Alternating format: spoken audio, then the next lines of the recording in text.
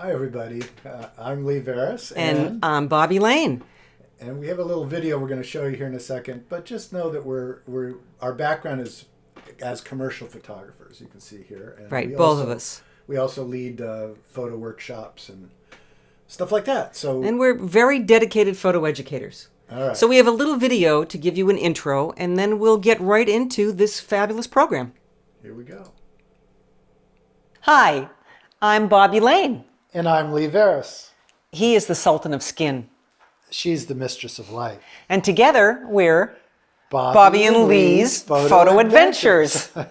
So we're here to present for you today We're going to talk about portraits, natural and flash.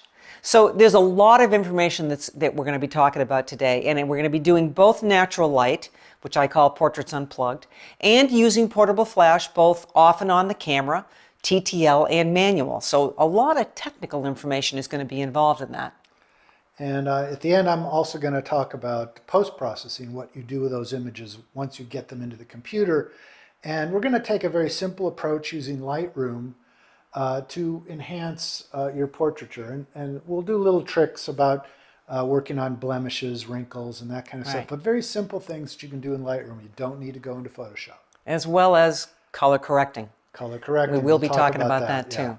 We have a natural light segment as well, which will be working with window light. So part of this we're doing in this studio, and we are using the window light and we're using the portable flash with a model, with actually a couple of models.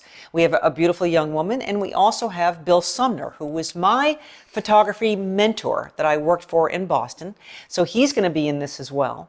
And we're going to show you the practical side of this, how to do all of this, as well as showing some images afterwards. So there will be some image presentation involved in this, but we wanted to have a lot of like real life, this is how you do it and how you make mistakes and then how you correct them. Yes. So what she said. Yeah. So the main thing that I want you to remember that I will be talking about all the way through this is what I call the big three when it comes to lighting. And that's direction, quality, and depth. When I talk about depth of light, I'm talking about how dark the shadows are and how you need to combine all of those together to match the idea behind the picture. You've got to have a concept of what you want your viewer, when they see this picture, what do they want? What do you want them to feel? What do you want them to know, remember? How do you want to impact them? So start with your concept, and then all your technique that we're going to be talking about. It's just there to support the concept. That's right. It's all about the concept, and all of this stuff is about making that happen. So keep that in mind. That's the most important thing. Have the vision and the technique, but all the great technique in the world isn't very good unless you got a good idea. Right. Right? So join us. All right, enough talking. Let's start taking some pictures. It's going to be a fun ride today. So enjoy. All right. Thanks. Thanks for being here. This is the studio that we're using for our demonstration of using both the flash and for natural light. So you can see there's a background here, there's all kinds of lights that are set up around here, and we have our portable flashes. But we're also going to be using the window light that's here. So we're very fortunate to be working in Bill Sumner's studio in Gloucester, Mass. And he has these fantastic set of windows here, as well as having this great space. So this is a wonderful place for us to be able to show you how to utilize and take advantage of all the different possibilities of the light in this fabulous place. All right. So we're going to start off with the Portraits Unplugged, the natural light. This is actually my favorite way of shooting because it's all organic. There's nothing really technical. So what's important here is to understand, to learn to see the light so that you understand what the light is doing for you, and then being able to place your subject in it and making it all work together. So I mentioned this just a few minutes ago, the big three, the three aspects of light. Direction. In other words, where is the light source in relationship to your subject? Where are you placing the highlights and the shadows? That's got a lot to do with the mood of the picture and also the physical description. The quality of light, is it soft, hard, bounced, diffused? There's all kinds of qualities, which also goes towards the mood of the picture, as well as bringing out like surface characteristics and textures. And then the last is what I call depth of light, how dark the shadows are. And that truly, the only thing that does really is affect the mood. It's amazing how powerful just how dark those shadows are can have an impact in the picture. So we're going to start off with the lighting patterns. This is the direction of light. You've probably heard these terms before, the split, the Rembrandt, the loop, and the butterfly. And I have some examples that were done in all natural light, just a window light. So we're going to start off with the darkest one, which is the split light. Now, it is exactly what it says. The light is coming from the side. Half of the face is lit, half of the face is in shadow. It's the most dramatic of all the pictures. And remember, the more light you have, the brighter the feeling, the darker the picture, the more moody it is. It's more low-key. So when we talk about the direction of light, in the lighting patterns here, it doesn't matter whether the shadow is dark or light, it's where is the light falling and where is the shadow. So this is dramatic, and also it slims out a round face because light areas visually come towards you and dark areas go away. Important thing to remember all the time. So this is a good technique for somebody who has a round face. The next one is the Rembrandt. The Rembrandt is the classical light. The painter Rembrandt would put his subjects close to a window and position them so that one side of the face would be lit and the other side would have this triangle of light. Now, this is very noble. It's very honorable. People have integrity. They're trustworthy. It's really just a very beautiful, strong lighting pattern. However, it's a very high position of the light in relationship to the subject. The shadow from the nose has to come down to the mouth, and that's one side of the triangle. The problem with it that makes it a little more difficult, if somebody has deep-set eyes, then the height of that light means the eyes are going to go in shadow. And when that happens, it gets kind of spooky and untrustworthy. So the next one is the loop light. Now, the position of the light is much lower, so the eyes are all lit up. So you can see here, half of the face is lit, most of the other side of the face has light on it, and there's just a loop of shadow around the nose. And this is a brighter, happier light, always great light in the eyes. The foolproof lighting pattern looks good on everybody. So this is with no fill, but the next one we used a fill card. So you can see, actually, this is the one that has it's just a smaller shadow. Yeah, you just move the light around. Yeah, or turn the person towards the light a little bit. I can't move the window. Right. Oh, that's right. so they're turned a little bit more towards the window, and so there's a lot of variation with a loop light. You can have a big shadow or a little shadow, and again, it'll affect the mood. So the next one is the one that has the fill in it. So you can see here, look at the difference in the impact with that. The shadow is much lighter. So that's really an important thing to know, how you're going to use your reflectors to fill in those shadows to change the overall feeling of the picture. Okay. Now the rules. Let's get into the rules, Bobbi. Okay, I kind of came up with this a while ago. Rule number 1, no direct sunlight. Okay, and I'm going to talk in detail about this. Look at the direction and the quality of light. That's going to teach you more about lighting than anything else. Skin is reflective, so use reflectors. And get accurate skin color by using a digital gray card. We're going to get into great detail about all this stuff. So we're going to start off with no direct sunlight. Okay, we all know what this looks like. You put somebody out in the direct sun, it's really contrasty. The shadows are really hard-edged. It's terrible looking. The only time you can put people in direct sunlight is if it's the first or last hour of the day, because the angle of the sun is much lower, it's being diffused, and it's warmer, so you get a much nicer skin quality. Now, I give you these rules, but you can always break rules for a reason. Okay, so this is what we're talking about. Okay, that's awful. She's burnt out. The shadow's dark. She's got raccoon eyes. She looks terrible. It's contrasty, hard-edged shadows. It's blah. Okay, but here's an example of breaking the rules. Now, this is a man in Santa Fe, New Mexico, and he is a weaver. Now, this is direct sunlight. He's looking into the light. So I am picking up all the texture in here. But if you noticed, I've positioned him. There's sunlight coming through the window. I've positioned him so he's got a Rembrandt light. He's looking up a little bit, so I've got the light in the eyes. But he is an older man with a lot of texture in his skin. And here I'm actually using it to show it off. But most of the time, we're looking for that late afternoon light. So the light is much softer. In this case, we got the natural fill just bouncing in from the adobe wall. I have a lot of musician friends. You'll probably see some more musical people while we're here. This is a promo shot for some friends of mine. Late afternoon light, I mean, you've got that nice warm glow on their face. The light's a lot softer. It looks great. And it's true even in black and white. We're not going to get the warmth in this picture, but the angle of the light is much lower. The quality of the light is much softer. It really sets a mood. And a slight variation of that is this is actually just dawn light, but you can see that there's some clouds in the sky, so it's slightly overcast. So you don't have quite as hard of shadows, but again, that angle is low. So important thing to remember about this. Okay, the next one. Look at the direction and the quality of light from the perspective of the subject. Now, the reason for this is that our brains compensate for everything. So if you're just looking at your subject, you may not notice that there's other lights around, that it's bouncing off of something. But if you stand next to your subject and look back at the light source, you'll see the size of the light, the quality of the light, the height of the light, and see if there's anything bouncing or there's another window that you don't want. So now we got a little video to show you about this, and this does include live shooting. Okay, here we go. One of the most important things to do when you're photographing with natural light is to be aware of what your light source is. Our brains have a tendency to compensate for everything, so we look at something and just go, oh, and don't really think about exactly how the light is falling. So it's always a really good idea to look at your light source. So here we have this great big window.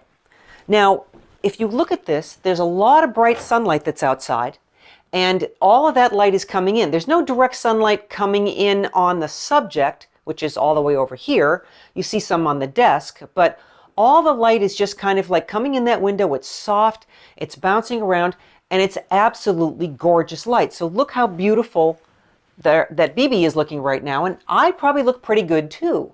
So it's important you stand where your subject is and look back at the light source. So here I can see there's that great big soft light. Now if there was another window over there that was just as bright as this, then I'd be having cross lighting. And if I was just looking from my camera, I might not see that. So stand next to your subject, look around, and then you can see exactly what the light is, and now you know how to place your person in the light. In shooting in this kind of situation, when you're on location, you want to make sure that the background is really out of focus. So I've already established my beautiful light, but I'm going to shoot some of these at f1.2. This is my 56mm 1.2 lens, but I'm also going to show you 2, 4, and maybe even 5, 6. I'm going to stick to somewhere between 1, 2, and 4. You've got to be really careful that your exposure is right on the eye. So I place that little focusing spot right on her eye. Okay, so here we go, and that's just that little smile, chin up just a tiny little bit. That's great. I wasn't on 1.2, I was on 1.4. There we go. That's nice. That's beautiful. Give me a little bit of tilt this way. Okay, that's cute. Yeah, cute. Okay, pull the jacket a little bit further open on the hand that's in the pocket, just a little bit, and then put that. That's it. Yeah, just keep that right there. That's great. Say hi. See, hi is always such a great thing. It looks great. Say hi again. Hi. Terrific. Okay, I'm going to shoot a couple at 2, and I'm going to shoot some at 4, and I'm going to do 1 at 5, 6, just so that you can see that it's just not going to be quite as good. Too much in focus in the background. I'm going to go back to 2.8. And I'm going to move the camera now. I'm going to come in a little bit closer because there's another angle on this that looks really good. And this is something I want to show you. All right, I'm going to come over right close to you. You know, I'm going to get rid of the tripod and I'm going to hand hold. So I have plenty of light here. When I'm at 2, I'm shooting at, I think, let's see, I'm going to go back this way.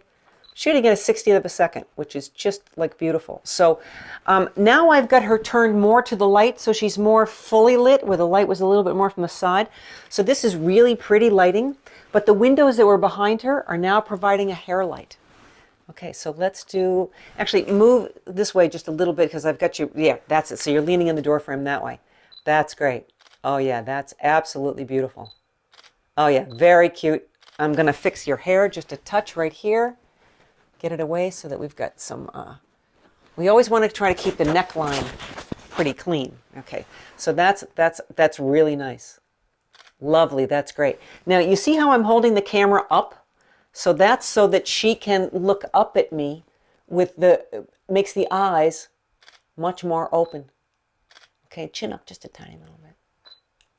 That's it, that's beautiful. So what happens is that when you raise the camera up and the person looks up at you, their eyelids go back and the eyes are bigger, which is way more attractive. Okay, I think we got this. Thank you. Okay, I want to show you another example of this. So here's a family portrait done in a daylight studio. And here we are, we see the light source. Big windows, kind of overcast outside, but you see the size of the light. And on this one, you can see I'm using a huge piece of foam core to catch the light to fill in the shadows. So, so that's a giant light source. And here we are in that same situation. We've got the big light. And I want to show you how the whole setup is done here. So here is the reflector off to the side. And looking back at the light source again. So now we see there's the big window. But now look at the difference. Now she hasn't moved. So this next picture, now we've got a more low-key picture. Look how much darker the shadows are, darker background. I've got a little more moody picture. And here's that little trick I just told you about looking up. I mean, it's really powerful. But look what I've done to the situation. I've closed off the window, so I've made a smaller light source. And then, instead of having a fill, I put up a black reflector because I want to make sure that there's no light bouncing into the shadows, and I just put some wood up behind. So that's, again, showing you how you can have a great amount of control over your light. Okay, the next thing is talking about that skin is reflective, so use reflectors and diffusers. Now, there's a whole lot to know here too. So we use reflectors in 4 different ways. Fill in the shadows, bounce sunlight back onto the subject, use white reflectors just to get cleaner skin tones, and then the 4th way is actually about diffusers. So let's do a couple of pictures here. This just kind of shows you. I always say that, my reflectors have clothes. So, sometimes you have a solid inside, sometimes it's a diffuser, and then you've got these coverings that are black, white, gold, and silver, and now there's soft silver, soft gold, all kinds of stuff. You'll notice the triangle of the Elastilite. That's probably one of my favorite ones to use because it's really easy to handle. And then also the Rogue the Rogue reflectors down on the bottom. Soft silver on one side, white on the other, and there's also an oval. And of course, a great piece of foam core is always handy to use. And then one more. This is a new one. It's called a glow. It's a silver, but you see all that little black? It's actually holes. So the wind comes through it, so it doesn't turn into a sail. So let's talk about the first one, which is reflectors used to fill in shadows. So here's a really simple way to look at this. This is all window light, so you can see how dark the shadows are. He's got a great smile on here, but that dark shadow adds a little drama. So we put in the fill, and now the shadow's not so dark, and this fits much more with the concept of the picture. This man is an author, and he has a charity that benefits children. So, we want to have a nice, happy picture of him. Here's really a dramatic example. So this is with window light, and then adding a silver reflector to this fills it in so much you can barely see it. Okay, I wouldn't normally do that, but just to give you the idea here. Now, here, this is done in New York, and all the light in New York comes from above, right? I mean, all you have is canyons, and then there's skylight above. So I chose this, one of my students at ICP, no light in the eyes because he's got deep set eyes. So that's what the light looks like. So what I did was that I used a reflector at an angle. You can see it in his eye, actually. And this is a soft gold, and it's kind of the gold silver one, and it's coming at an angle, so I'm filling in the light under his eyes and also more on one side of the face. Okay, catching the sun and bouncing it back. So this acts as the main light source. A reflector is not a fill anymore, it's the main light. If your subject is in the shade and you can get a reflector in the sun, then you can catch the light and bounce it back in, and you can make any lighting pattern you want. So this young woman is sitting in a restaurant, and it's on a porch. There's an overhang there, and the light was kind of flat. My assistant's in a parking lot, holding the reflector, catching the light and bouncing it back in. And of course, when you are bouncing the light back in, you can make any lighting pattern you want. So in this case, I made a loop light. So without that reflector, she would be in the total shade. She'd be in the shade. She'd So be. what we see here, which looks like daylight, is actually the sun bouncing off that reflector. Yep, we made that light. Excellent. Okay, he is completely in the shade. The wind was blowing. This is Donald. For those of you who have ever been to the Santa Fe workshops, he's been one of the models there for a long time. Unfortunately, Donald has now left. His presence has left the earth, but everybody loved him. So I love the hair flying on this. And again, I have a reflector in the direct sunlight so that he's kind of got a glow. This next one's a lot more subtle, using a white reflector here. You know, a white isn't going to be as contrasty as a silver or a gold. So this is a lot more subtle, but look, it puts a nice catch light on her eye. You know, she's in the shade, and we're using that reflector to bounce it back in, and we got a butterfly light here. So this actually, I'm showing you this to bring you up to the next picture. She is actually lit with a portable flash. So in this case, I've got a flash off camera lighting her, and we'll talk about that later. But I wanted you to see the setup. She's underneath a bridge, but you see below there's direct sunlight hitting that water down below, and that's just acting like a mirror. So I decided to take advantage of that. So I turned her around, and she is now lit by the water. So that's the sun hitting the water and bouncing up. Now it is a little monster light, that's why I had her tip her head down, but still it's kind of a really cool thing to happen. And in my classes, I always have people kind of guess at this. So this is no reflector. It's in New York City. But you see two lights. She's lit, and then there's hair light. So we were walking through Bryant Park, and I saw the light, and I turned around and looked at it. The sun is reflecting off a building. So I placed her so that she would have the direct sunlight as the hair light, but that sun is bouncing off a building over my right shoulder, and that is the bounced light that is lighting her face.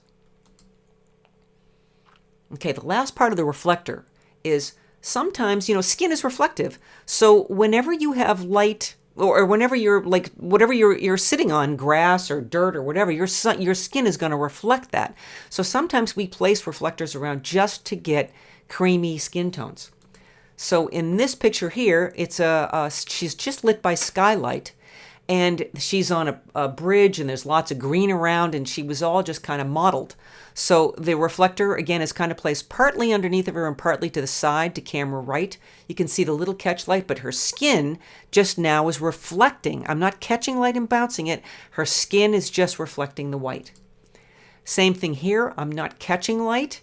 I'm just reflecting. She's got a lot of green around her, and I'm just kind of making sure that her skin is clean. This is a great example. This is Debbie Fleming Caffery. She is a fine art photographer. This is just window light, but it certainly is not flattering. This next one, we took the reflector and we placed it underneath and kind of off to the side. So the window light is coming from over to camera right. So I'm not really using it to fill in the shadows here. I'm just using it so that her skin is reflecting something that's white. And this is so much more flattering. As is this. This is kind of porch lighting, but at the same time, she's got a table. The white card is on top of the table just underneath. So the whole table is covered in the white card, so her skin is reflecting the white card. And then we talk about diffusers. Now, with a diffuser, what you're doing is you're taking that translucent material and you're placing it between the sun and your subject. So you remember this horrible picture we talked about. There's the direct sunlight. So the next one is we took a big diffuser and we placed it between her and the sun. So of course what happens is that it spreads the light, diffuses it, and that's lovely, but the light is still coming from above. So what happens here is that she's got shadows under her eyes. So I added the reflector, and that now fills in the eyes and puts the catch light in the eyes. And speckled light, we, as a human, we love to see this, but, we can see 20 stops of light where your sensor can see 4 or 5. So it's really distracting to have that speckled light on her face and on her clothes. So we put a diffuser between her and the light, and there you go. Nice and smooth. All right, so now we're going to talk about getting the accurate skin color. Because it's difficult to try and get accurate skin color. Depending on the light source, it's going to have a different color temperature light, and we don't know. It could be daylight. It could be some other color will be influencing that daylight. So use a digital gray card to correct the color of light. So this is how this works. Here's Here's our subject. We're using the X-Rite color checker passport here. Primarily concerned with the gray patches. That's going to allow us later, and I'll show you this later in Lightroom, it'll allow us to correct for this after the fact, after the capture, and make sure that the color temperature is correct, which is what the next shot shows you now, the corrected color temperature. We're balancing to the neutral gray patches in the target, and that everything falls into place with the rest of the image. Here's an example without the color checker in it. Skin's kind of green. He was in an area where there was a lot of light reflecting off of green grass that was surrounding him here. And it just gave everything this sort of yellow-green cast. So using the color checker and correcting for the color temperature in Lightroom, we get the neutral gray on the vest now. The skin tone falls into place and becomes more natural. And you do this by batch processing, right? Yeah, Or syncing in Lightroom. I'll show all that later when we get to that post-processing portion of the presentation. All right, so you're going to talk about this one. Okay, so this last one here is, you can see that they're sitting on green grass. Now, I have a white reflector in the sunlight, and that is bouncing back in. So their skin tone looks pretty good, but look under their neck. Okay, so you see how it's all green underneath the neck? So ideally what I would have done was I would have put a white sheet down on the grass to cover most of it, except for what you see. But this is something that has to be taken care of in Photoshop or Lightroom. Yeah. Okay. Here are some really handy lighting techniques when you're doing Portraits Unplugged. Things to think about the way you approach lighting and how you put it all together. So, we're going to run through each one of these individually, but they're backlighting, bouncing the sunlight as a main light, using windows and doors, shade and overcast with and without reflectors, diffusers, and porch lighting and storytelling. So let's jump right into this and get into the backlighting.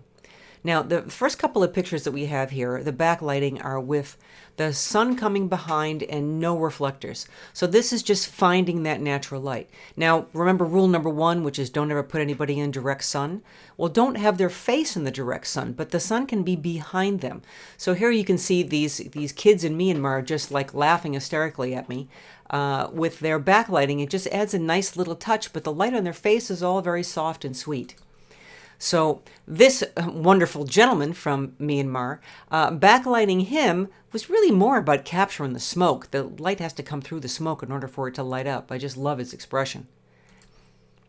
This beautiful young Irish lass, natural light, she's kind of in a place where there's a lot of adobe walls around.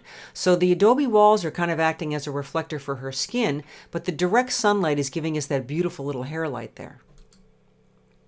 This one's all natural light, so the direct sun is coming behind him, and he's under a bridge that's painted with a mural, but the bridge light is, or the other side is the light that's coming in and lighting him. So I basically have kind of like, almost like I'm in a tunnel and there's light at either end, balancing him out. But he's backlighting, no reflector here, just the light that's coming in from the other end of the tunnel. One thing that's really important to be aware of backlighting is flare. If you are backlighting, that means that the sun is going to be not necessarily directly behind, but behind and can be a little bit to either side. So you need to make sure that you shade your lens. Either use your lens shade or use your hand, in some cases in both. So the image that's on the left, that is full flare. And what this means is the sun is hitting the front of the lens directly. I'm not talking about having all those little aperture ghosts go up. This is just means everything is going to be soft, faded, nothing's really sharp. So the middle one has a little bit of shading, but you can still see that I've got a little flare. It's not really sharp. And then the one on the right is completely shaded, and you see the difference in the sharpness. So this is an important thing to be aware of at all times when you're backlighting. Now, backlighting with reflectors. This is something that I do quite a bit.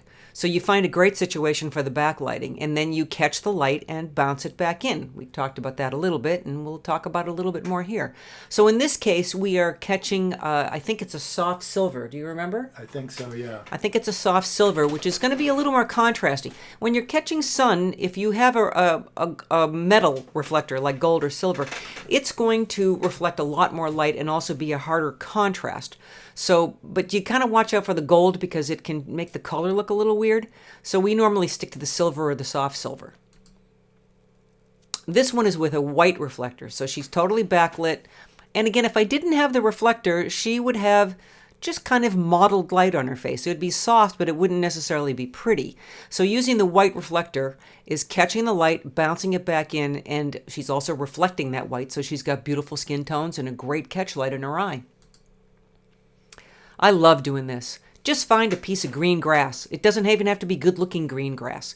Get your model to sit down. You look down on them. They raise their chin up a little bit, so they're looking up. So there's the lifting up your eyes. Get them positioned so that you've got the sunlight on their hair, and then you put the reflector in front of them. Again, normally this is going to be white because the silver would just blow them out. And in this case, you can see it's kind of a split light. So the light's coming from camera left. So again, I can move that reflector around to make any kind of lighting pattern I want. And then throw it way out of focus. You know, shoot it like 2.8. As long as the eyes are in focus, everything else can fall off. And you can do this for men as well. It doesn't have to be just for a woman. So in this case, the grass is more in the shade, but I got the backlighting, and you can see the reflector in his eye. It's a little bit off to camera left, but, you know, nice catch lights, beautiful skin tones. Looks great. Sometimes it's very subtle. The reason I show you this is that on the one on the left, you can see where the line is of the tree. The trees behind are, the sun is just behind them, and that's where the line is. So I'm having a piece of white foam core in the sun, bouncing the light back into her. But she's got hair light, and there's a nice edge of light on the tree that she's holding. The one on the right, I had her step back, so there is no direct sunlight on her hair or on the tree, but I'm still bouncing the light with the reflector.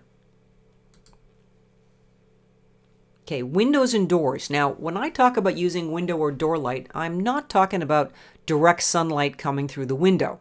We're talking about whatever this light is that's outside that's bouncing around, and that will vary on an overcast day depending upon what's outside. But the thing with windows and doors is that the light is soft, but it's directional, as opposed to when you bounce light, like if it's bouncing off of a building, then it's going to spread all over. But a window and door, they're going to be more directional light sources. So we've got a video to show you about this. In this situation, we've got big, broad windows, but I'm going to show you how you can alter this to go from this gorgeous, beautiful, soft light to making it more dramatic. But first off, we're just going to start right here. Now, gorgeous light, gorgeous BB, simple background. We've just hung a very short background over here. Now, since this is natural light, it's different than the flash or for anything else. We have to make sure that always we are going to be using the digital gray card, because the color of natural light can change depending upon what it is that's outside. So, BB, I'm going to have you, actually, I'll do this right when I'm going to go back. Let me get you in position first, and then we'll shoot that. So, I liked you with the crossed legs, okay? And were you facing back over this way a little more? That's it. Okay, and then you had your hands like that. Okay, and now again, remember what I said about styling. So, I'm going to just fluff her hair. You don't want the hair to cover too much of the neckline. You kind of want to keep that a little clear, but she's got such gorgeous curls, we want to see that. So now we can just do this with the one hand. Okay, and I'm going to come back over here and get that one shot. Okay, and then can you just go ahead and put it down there? And I see one little change right here. And I don't want you eating your hair. Okay. So what I'm going to do a couple of shots of her looking in the camera, and then you're going to see me change her face and watch how the light changes. Okay, BB, so let's go. I am again shooting at 3.2, actually that's 2.8, sorry, at a 1/100th of a second at ISO 400. So a little smile, again, that's nice. That's beautiful. Drop your chin just a touch, right there, perfect. Now turn your face slowly this way. Yeah, that's it. You can look off and go a little bit further and stop right there. And now give me a total profile. Okay, so that you're completely turned away from me. Now, can you pull your hair back behind your eye? Because, in fact, pull it back behind your ear. That's beautiful. Yeah, that's great. And actually, I'm going to come and do a little fluff here because I still want to see this hair, but I don't want it to be interfering with the profile. And I like the clean shoulder over here. Okay, and that's beautiful. Keep your back way up straight. In fact, put your left hand on your hip. Let me just, this is all about shoulder position. Nope, I don't like that. Put it back where it was. That's great. Okay, and now bring your face right back to me. Don't change your body. And a little bit of head tilt. Yeah, adorable. Okay, and now just look at me. Cute. That's very cute. Little smile again. Hi. Come back to the hi. Very Kate Hudson. Great. Okay. So now I have taken this scene with these big broad windows and narrowed it down to one small window. So this is just black plastic that's on a curtain rod basically to pull across here, closing it all down so there's only the one window. So now what you see is you see that she now, I got to get out of the way here, she's got a split light on her. Half of her face is lit and half of her face is in shadow. So instead of light coming from everywhere, it's only coming from this one small panel. Also, you can see how much darker the background has gotten because there's not as much light hitting the background. So everything has become more low-key just by making a smaller light source. Remember, the larger the light source, the softer the light, the smaller it is. It gets a little more contrasty, but it doesn't give as much coverage. So remember, what we're doing here is, this is going to be a little bit more serious. So I'd like you to cross your legs again and go back to, yeah, pull that left elbow. There you go. That's it. That's great. Okay, and I want you to keep your, oh, actually, don't look right at me first. We'll do the looking down first. Okay, I'm just going to do straight on, drop your chin a tiny little bit, okay, and look right at me. So this is the split light. So half of her is lit and half of her is in shadow.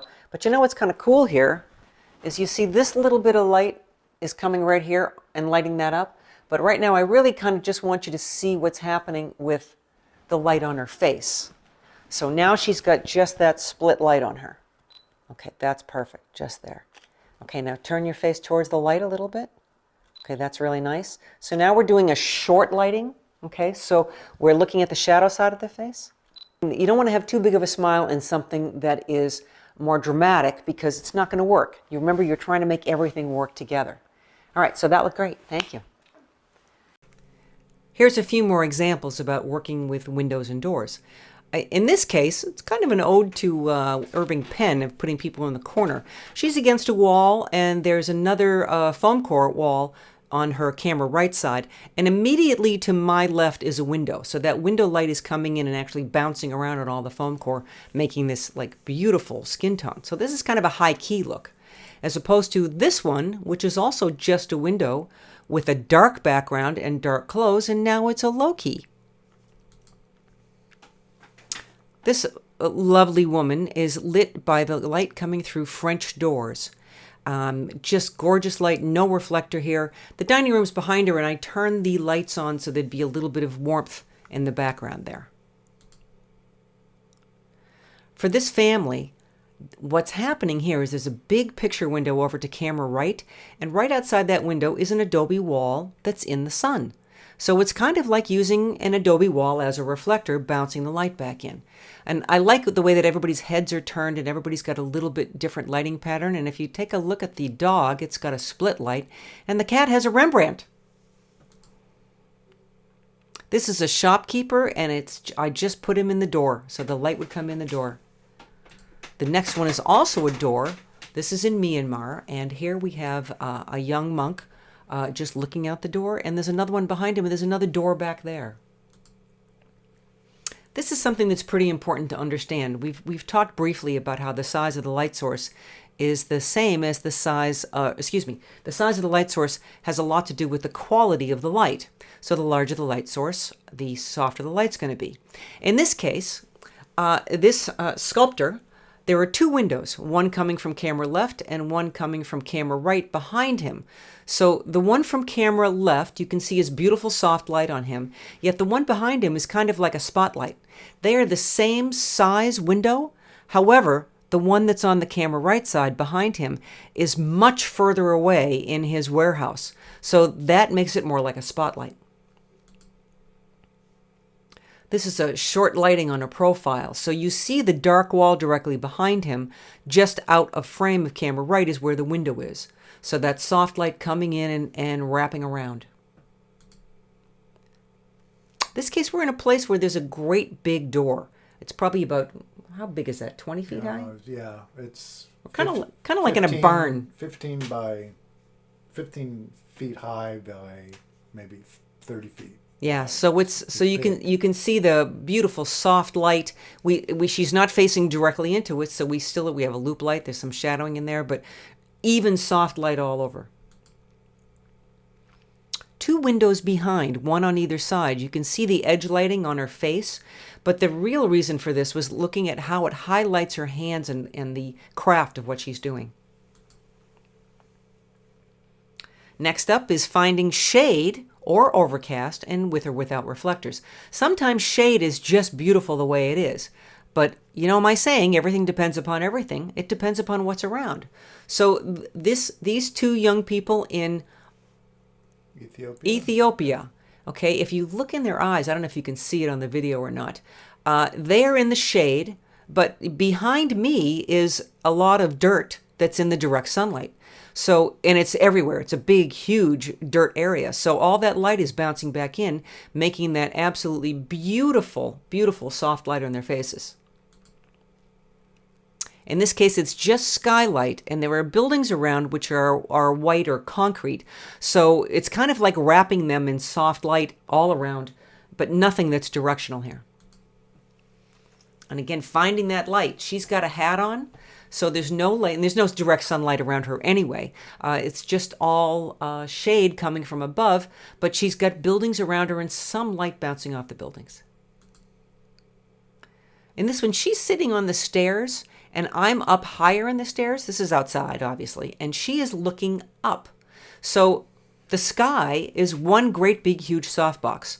But if the sky is directly above your head, then you're going to get shadows under the eyes. So if you tip your head up, so I'm higher than the subject, she has tipped her head up to look at me, which means that now the skylight is lighting her face. Another example of this is, and this one's a little bit more obvious. Oh, I cut that picture out. Oh well. So if you have somebody lay on the ground and look straight up, then they're going to be beautifully lit by all the skylight. Porch lighting, also called garage door light, bridge light, what do you want to call it? Anytime you have something like a roof that's preventing the skylight from hitting your subject, you've got porch lighting. That's right. And I love this light because you always have great light in the eyes. If you don't have any light coming from above, you can't have shadows under the eyes. All the light has to come in. So in this case, she's in kind of like this big walkway connecting a courtyard to another area. And she's standing back inside of that. So there's no no skylight directly above her head. She's a little further back, but it's a big, large opening. So again, beautiful, beautiful soft light. In this case, she's looking directly at it. So she's got the butterfly light here.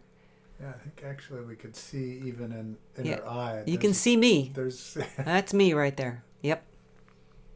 And this works for men as well. Now, in this case, you're going to see some examples of this, but there's big archways that are behind me. But instead of having him face directly into the archway so that his face would be evenly lit, I'm a little bit off to the side. He's turned a little bit, so I'm getting the shadowing on him. So this is a short loop lighting. Great light in the eyes, though. So here we go. This is the same place. You'll see the picture of where it is next, but look how beautiful that light is that comes in and wraps around her.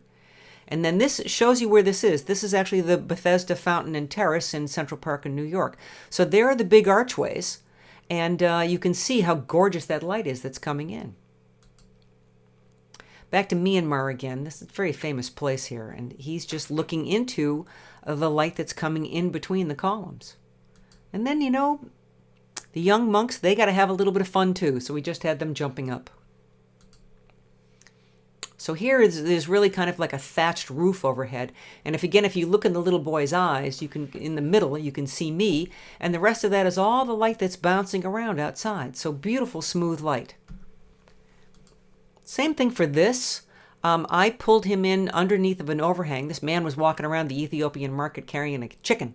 And it was all bright sunlight. So if you look at the huge catch light in his eye, that's because out in the marketplace is all in direct sun, and that's all the sun that's bouncing around, all the light that's bouncing off of this the sand. And this is in Turkey, and you can see that there are some umbrellas behind him, and he's kind of underneath of an umbrella here. So, good light in his eyes, beautiful light on his face. I just love this guy. I love this face. Okay, we came up with this a few years ago, right? Yeah. So if you don't have a porch light handy, you can make your own with one of those pop-up tents. Yep, we just go online and you can find a canopy. Got to be white. You don't want it to be blue. And they're like 10 feet by 10 feet and they cost about $80. So what we have here is we cut all the sunlight out, but there's some light that's coming through being diffused by the white canopy. But you can see in the background, you see that there's a reflector in the sunlight catching the light and bouncing it back. So again, it's the same story that we've done before about catching light and bouncing it back, but in this case, we're making sure that there's no light above the head. So there's no light coming in from behind. And then you can pick any background you want. You can pick up this tent, move it anywhere you want. In this case, we actually have, I moved him back a little bit so he's got some sunlight. And I'll show you right here. So here's a scene with Molly. You can see that there's direct sun behind her, but you see that reflector behind my camera lens there that's bouncing back on her. And take a look at what this looks like. Look at that gorgeous light, great catch light in the eye. She's got a nice little hair light, and there's that looking up trick. Here's another example of that. We did some stuff with cosplay, and here's the whole scene. We brought our tent with us. We hung a black sheet from it, and we've got a reflector in the front and a reflector in the back. And here's what the pictures look like. So you can see that he's got great light on him, nice soft light, but look at the edge light on camera left. You can see it a little bit better on Batman. So you see all that little edge light is from that one in the back. Now we did something different here. We took the reflector and put it low so that we kind of monster lit him a little bit. So it's a little spookier. So he's still got a little edge light on him. In the very beginning, we talked a little bit about the concept, about how important it is to tell a story. So we have a little video here to explain a little bit about. Yeah, this one's fun.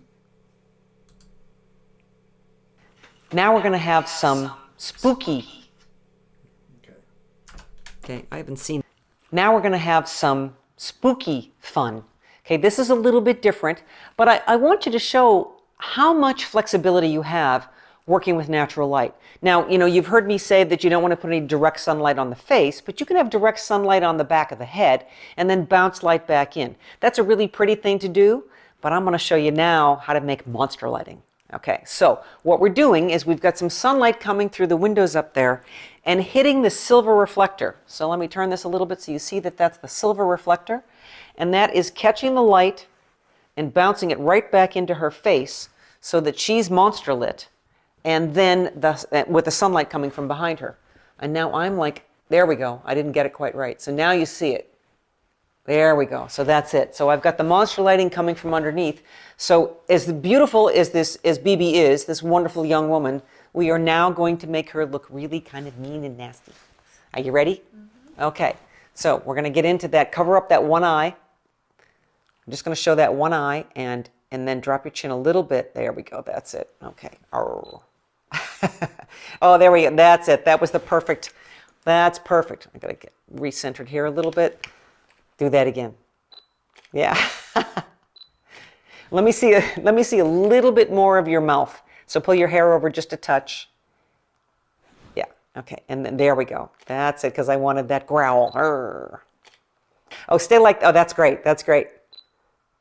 Okay, and like purse your lips together, like, ooh, that's it. Yeah, keep those fingers together. That's cool. That's cool. Yeah. Ooh, that's excellent. Okay. Oh, you're making your hair too pretty. You got to push it back like this. Yeah. Oh, there we go. That's it. And oh, perfect. Yeah, that's so cool. That's great. Okay, so this is how you turn an absolutely beautiful woman into a monster. This is Debbie Fleming Caffrey, fine art photographer.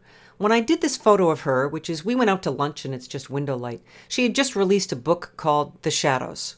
Debbie does fine art, black and white, just amazing work. You should really look her up. And she's got those incredible blue eyes. So I thought with these dark shadows and the short Rembrandt lighting, it would be very appropriate. But it's not very flattering. So I said, okay, I promise you, I will make it up to you. So after we had lunch, we went out onto the porch of this restaurant, and here we have porch lighting. So if you look in her eyes, you can see where the edge of the porch stops off, and then there's skylight. So beautiful skin tones all over. The colors are gorgeous, great light in her eyes. So there's kind of like two versions of the same person. Lots of times you want to think about who the person is and how you can make something that's going to be appropriate for who they are. This is my friend Stuart, who's a musician. So I was walking around his house and he had this big copper plate hanging on the wall, and when I got to a certain angle, I saw it catch the light. And then I thought, wow, well, this is perfect. Stuart's bald. Let me do a profile of him. I've got his face turned so that I have the short lighting on him, but his ear is lit up, which of course, it's important for a musician. And I felt like those little highlights on the plate were just kind of like the ideas bursting out of his head. Jim is a model for sculptors. He kind of like holds one pose for a long time. And this is back in that Bethesda Terrace in New York City. And I just felt that the arch and the tones were the same as his skin. So I had him take off his shirt. And another profile. Kind of getting into profiles these days. This one is in Cuba. We were just walking down the street and the door was open and we saw this man and his mother. And so the door light is kind of behind me, but there's a window light off to the camera left. And we talked to them and asked if we could come in and photograph them. And it was really a very, very touching moment and touching scene. And when I went over and thanked them, the woman actually, she kissed my hand. It got me all choked up. It was really sweet. This is at the Grand Mosque in Abu Dhabi in the United Arab Emirates. And I just completely fell in love with this. These wonderful men who are out there, making sure that everything is, getting rid of the dust, a lot of dust there. But look at their outfits, the mops and the tile are all blue. And since everything is white everywhere, there's no sunlight here, but there's daylight, there's, skylight just bouncing around. So everything is smooth. Jackson Weatherby had just finished recording the cabin sessions up in New Hampshire. And at that time, I was living in a house that was 200 years old and had a barn. And the barn had the original 200-year-old glass. So it was all modelly. So remember what I said about no direct sunlight? Well, here's where you break the rules. So I put him in the plaid shirt, said, come on, we got to do this right away because the sun is going to move, and got most of his face lit with just that edge of shadow with that mottled light. And that's what he ended up using for the cover of the EP. This is Walter Old Elk. He is a Crow Indian, and this was taken at a powwow in Fort Hall, Idaho, just north of Pocatello.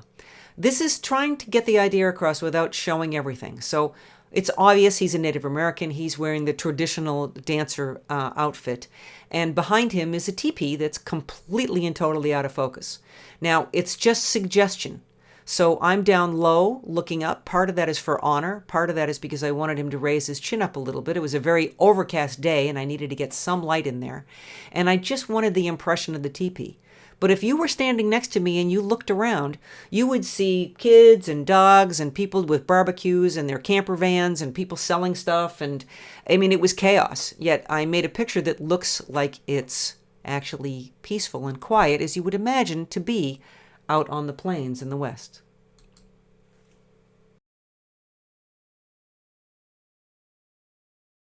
Okay, so now we're going to get into the second part of the program, and we're going to start here with a little video on the flash lighting basics. A little video?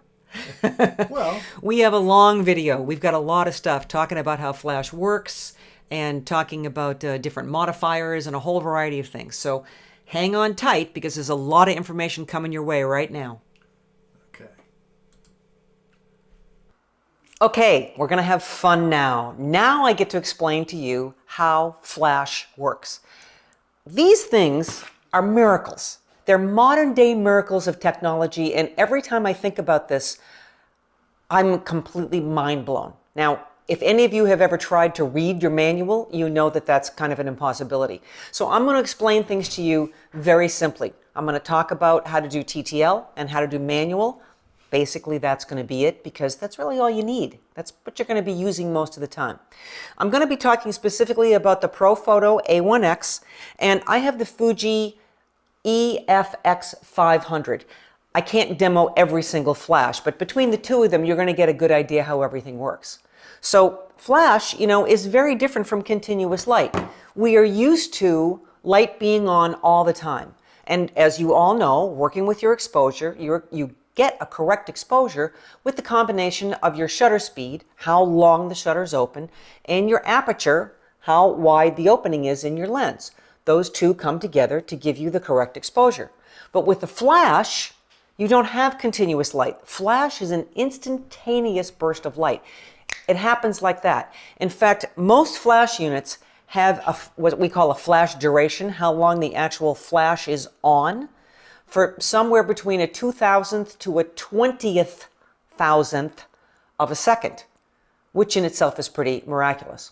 So think about this for a second. If you were in a completely black room and the flash went off, okay, that's how long the light's on. It's kind of like a shutter speed in a way. So in a black room, if you had a shutter speed of 1 second, all the lights were out and the flash went off, there's your exposure. Okay, if it was a 10-second exposure, the flash would go off, it would still be the same. If it was 125th of a second, the flash would go off, it would still be the same. So your f-stop is the only control you have over your exposure with the flash. So let me give you a little demo about that. So here we are in a dark room. And here is my portable flash. You can probably see me just a little bit. So here's what the flash looks like. Okay, that's it. That's how long the flash is on. Let me do it again. Okay, that's it. You can see that the shutter speed doesn't matter because the light's only on for that fraction of a second. You've probably heard the term sync speed, which is the synchronization speed of your shutter. Now, what this means is a little complicated. So let me explain to you first what happens. How does your shutter and your flash work together? So this is your sensor.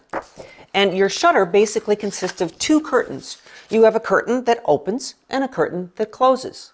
So under normal circumstances, under regular natural light, continuous light, and this is an exaggeration, if it was a 1 second exposure, the curtain would open, it would stay open for a long time, and then the second curtain would close. And then the faster the shutter speed, the faster that happens. So even if you're like at 1,000th of a second, it's kind of like almost like scanning as it goes across. And of course, that's going in 1,000th of a second. I'm slowing it way down here. When you're using flash, what happens is the flash is triggered when the first curtain reaches the other side, boom, the flash goes off. Your synchronization speed, or sync speed, is the fastest shutter speed that you can use, that when the first curtain gets to the other side, clearing the sensor, triggering the flash, the second curtain has not yet begun to close. So now this is not something you pick. This is something that is inherent in your camera. You're going to have to look in your manual.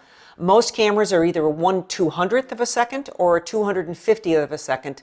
Some are a little slower than that. And leaf shutters can sync at any shutter speed, but most of us have focal plane, which is what we're talking about here.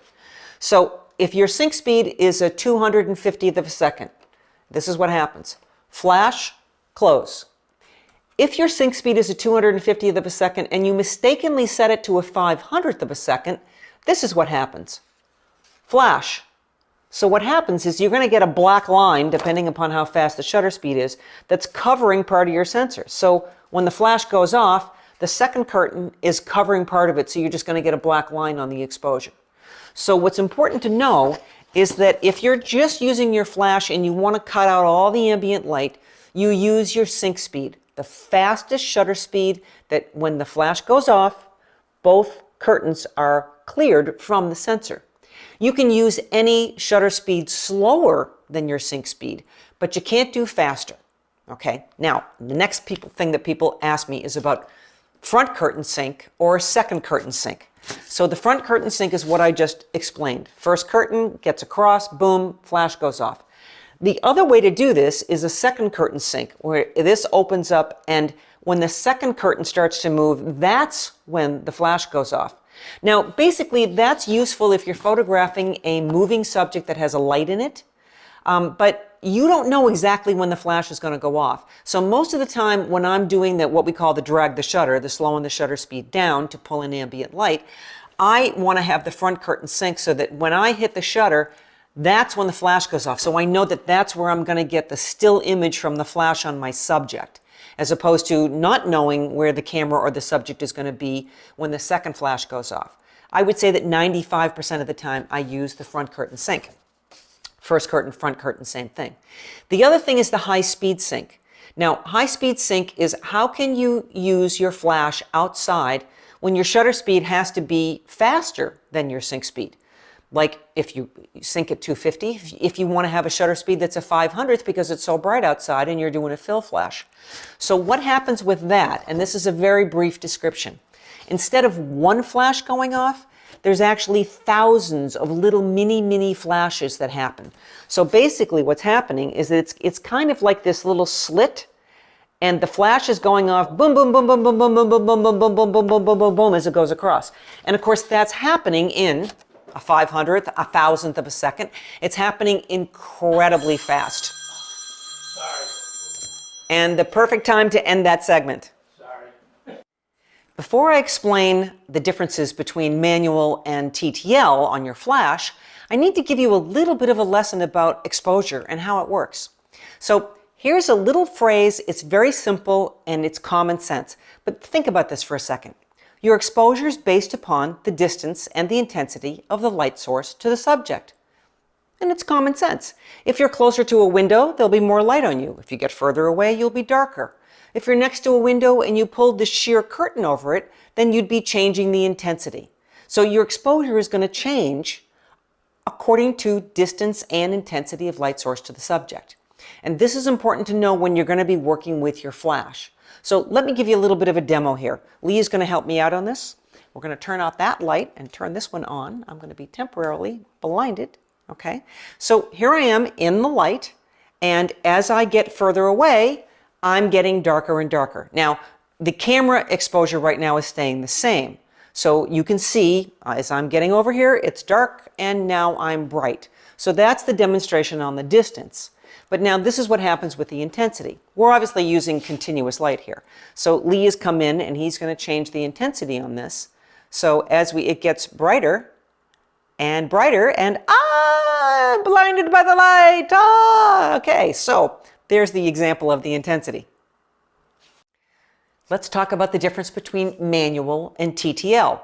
First off, TTL stands for through the lens. And what that means is that your flash and your camera are talking to one another and exchanging information. The way that that happens is that you'll find on the bottom of your flash, you're going to have all these little pins, and they line up with the receivers that are on the camera. So that is an electronic connection that is actually going to be exchanging information back and forth. So I'm going to come back to TTL and I'm going to talk about manual first. So manual means that whenever you set the power on your flash, whatever the power setting you choose, every time you take a picture, it will be the same amount of power coming out. Now, the way that you do that is that you see right here, where it's right now it says there's an M up there. This is the Fuji flash. Everybody's flash is different. So for me, I would hit the mode button and you see that the M is now lit up. And if I turn that, you can see that it went to multi, it went to TTL. So basically, I'm going to go back to manual. So when you see manual, you see the power settings here. So if I see that, there's a plus and minus button. If I click on that, then that highlights it. And when I turn the dial, I can take it down to half power, quarter power. I can take, for the Fuji flash, I can take it all the way down to 126th power.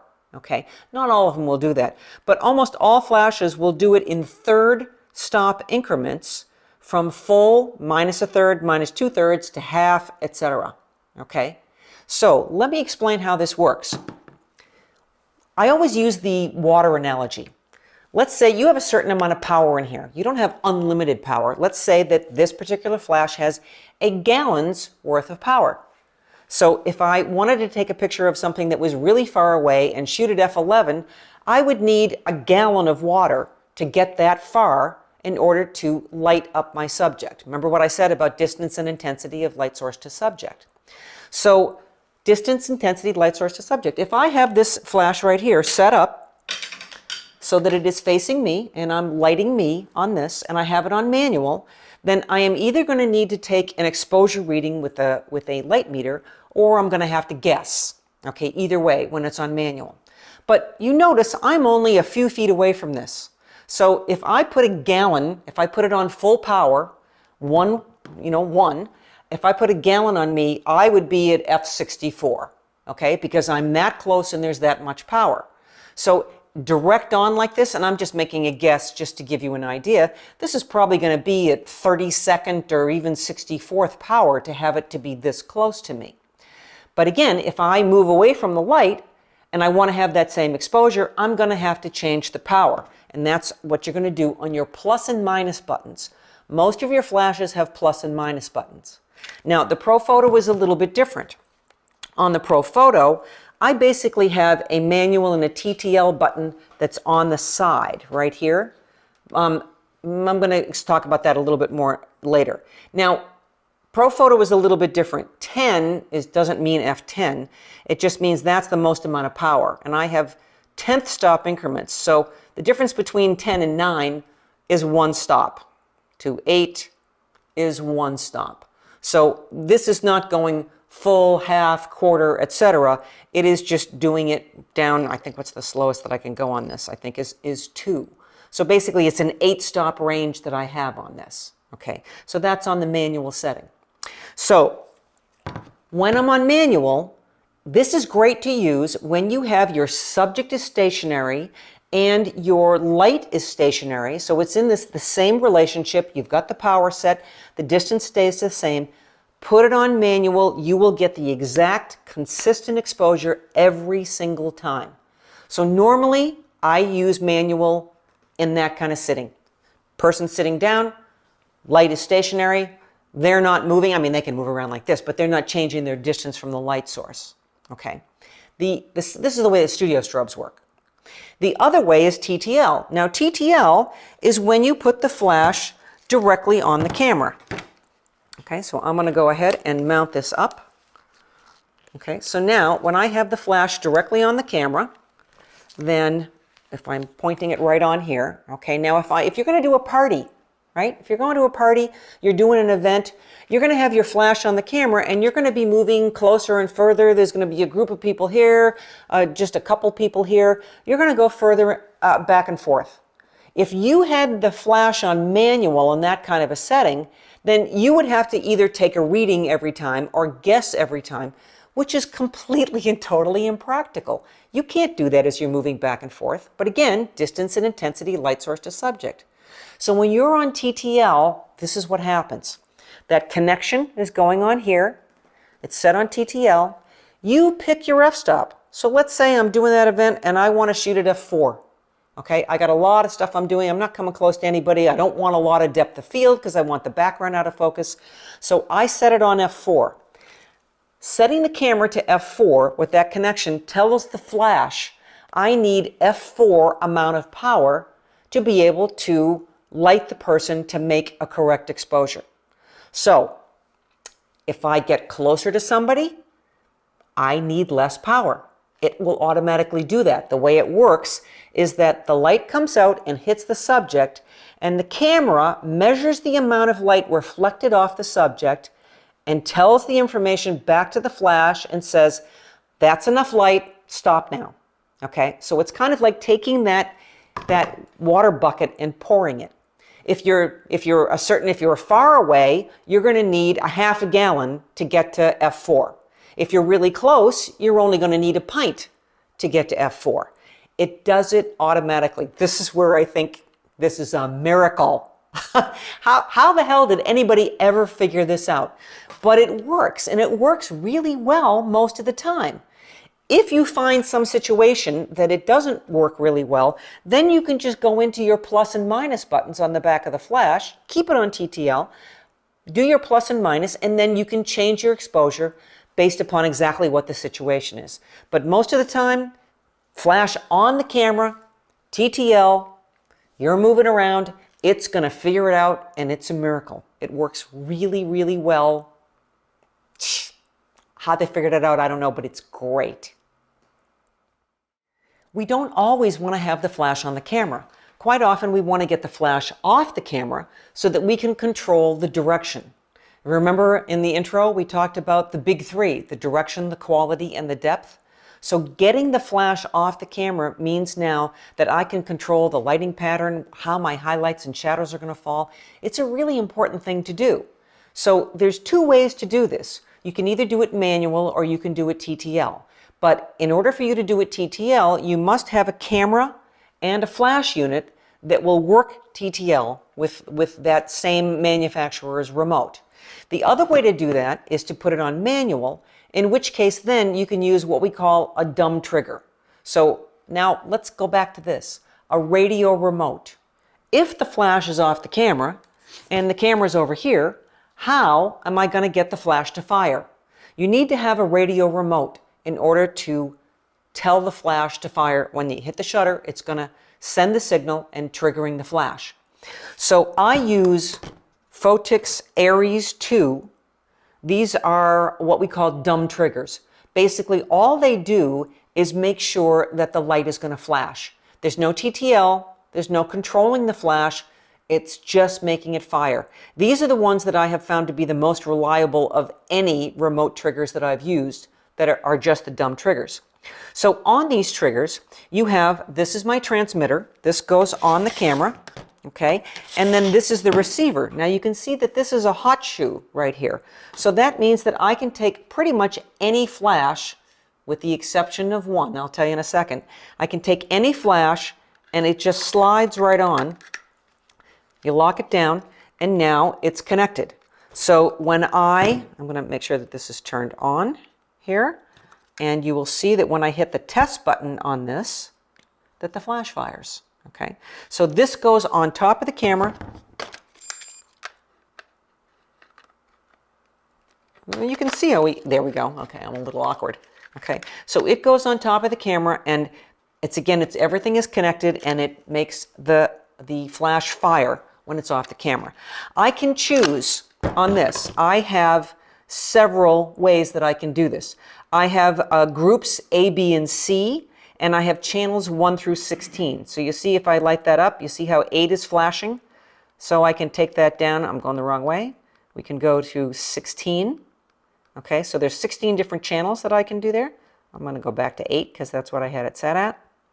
And I can go, see there's A. I can have two groups of A and B, or I can do them individually. Okay, and of course I have to make sure, this is what's on the camera, I have to make sure that I have the same setting on the receiver. Okay, now when I talk about there's one flash that this doesn't work on, almost all flashes and receivers have a center pin and a center receiver. Godox is a little bit off center, so you can't put a Godox on a Photix Aries. Okay, it won't trigger because they don't line up. So with a Godox, you can only use their transmitter. Not a big deal, but you can only use Godox. On the Photix, you could have a Nikon flash, you could have a Canon flash, you could have a Fuji flash, you could have some other flash, and they would all work on this. So you could have multiple flashes of a variety of different ones. But again, remember, this is manual only. All it's doing is triggering the flash. Now, the other way to do this is to have something that is completely talking to, for example, here's the Pro Photo. Now for the Pro Photo, this is what's called the Air Remote. This goes on top of the camera.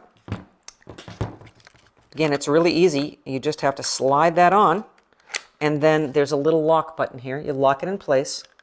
But I want to show you here, this controller does miraculous amounts of stuff.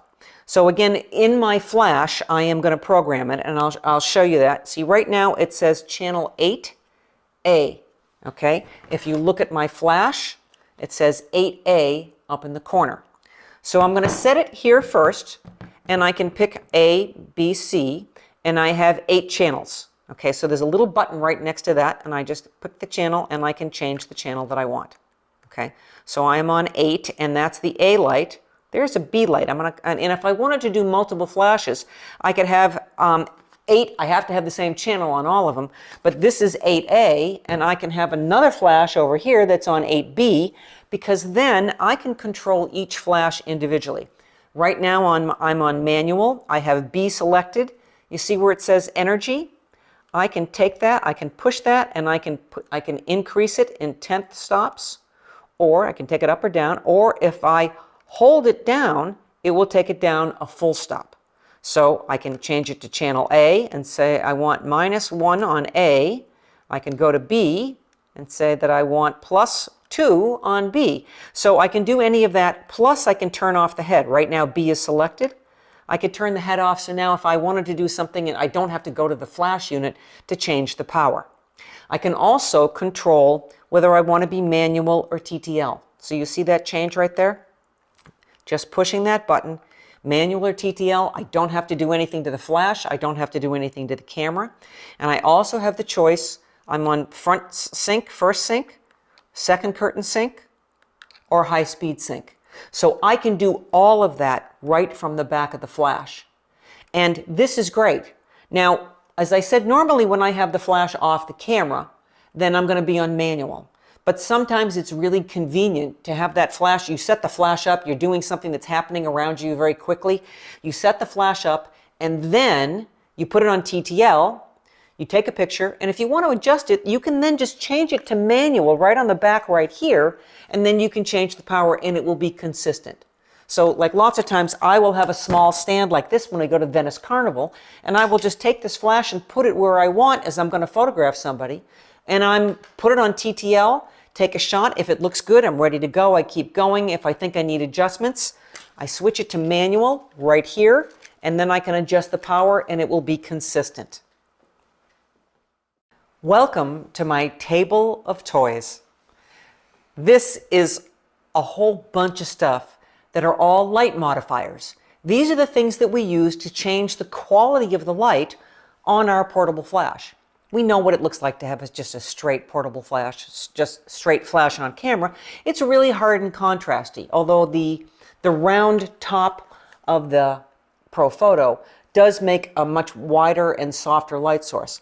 But we still want to modify, we want to change. And there's basic things that you need to know about what's going to happen with the different kinds of modifiers.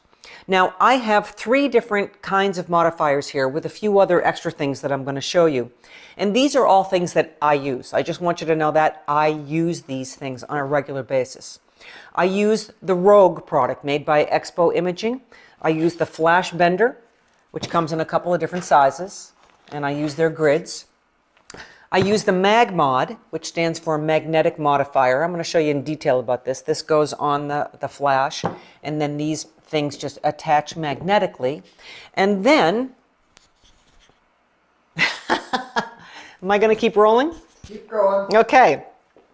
And then I have the Pro Photo attachments, which are also magnetic, and I have a variety of those. So I'm going to talk about each of these individually, but first off, let's just kind of talk a little bit about the light. When you have your flash on the camera, you can't put a big softbox on it because it's going to get in front of the lens. So you can only put small modifiers on top of the camera. That's important to know. I can use bigger stuff later on when it's off camera, but on camera, these are the tools that I'm going to be using most of the time. There's 2 things that you need to know. You have directional light and you have light that spreads. When you use a flash bender, okay, and again, I'm going to show you how to do this, but I'm going to pull that off. When you have something that is white and large like this, the light is going to bounce up into this and it's going to spread. When you bounce light, it spreads. Also, the larger the light source, the softer the light is going to be. So putting a little tiny cap on top of your flash doesn't really do a whole lot. The larger the light source, the better it's going to be. So each one of these tools has different kinds of uses. This is a spreader. So this is, if you're using just the straight flash and you want this light to give you huge coverage. You know, most flashes will cover with your auto zoom setting. They will cover about 25 degrees, a 24 millimeter lens to about 105, maybe a little bit longer than that. If you're using a wider angle lens and you need to cover 20 degrees or 16 degrees, then you need something to spread the light. So with the Pro Photo, that's what this is. It's not a diffuser, it's a spreader. This is important. Conversely, most people have this. You've all got this. Forget about this little white card. Okay, you see this? Everybody thinks that that's a diffuser. It's not a diffuser, it's a spreader. It doesn't diffuse the light. It takes it to 16, 18 degrees. It spreads the light way out. You only want to use this if you really need to do that. Don't leave that down all the time, because remember what I said about talking about water? All right, so if I want to photograph somebody with a 105 millimeter lens, I only need to see this much of it, right? That's my angle of view. So therefore, in order to get to, let's say, 5.6, I need a quart of water, okay, to just cover that. If I have this pulled down, if I have this diffusion screen pulled down, what it's doing now is it is spreading the light from here to here, okay? So now I need a gallon of water because I'm watering everything from here to here, yet I'm using a 105 millimeter lens. I'm only photographing that area there. So I'm putting light in all kinds of places that I don't need it. Well, that takes a lot more power, which means I'm going to have a slower recycle time. So that's a really important thing to know. Don't use this spreader. Don't use the spreader unless you absolutely need to.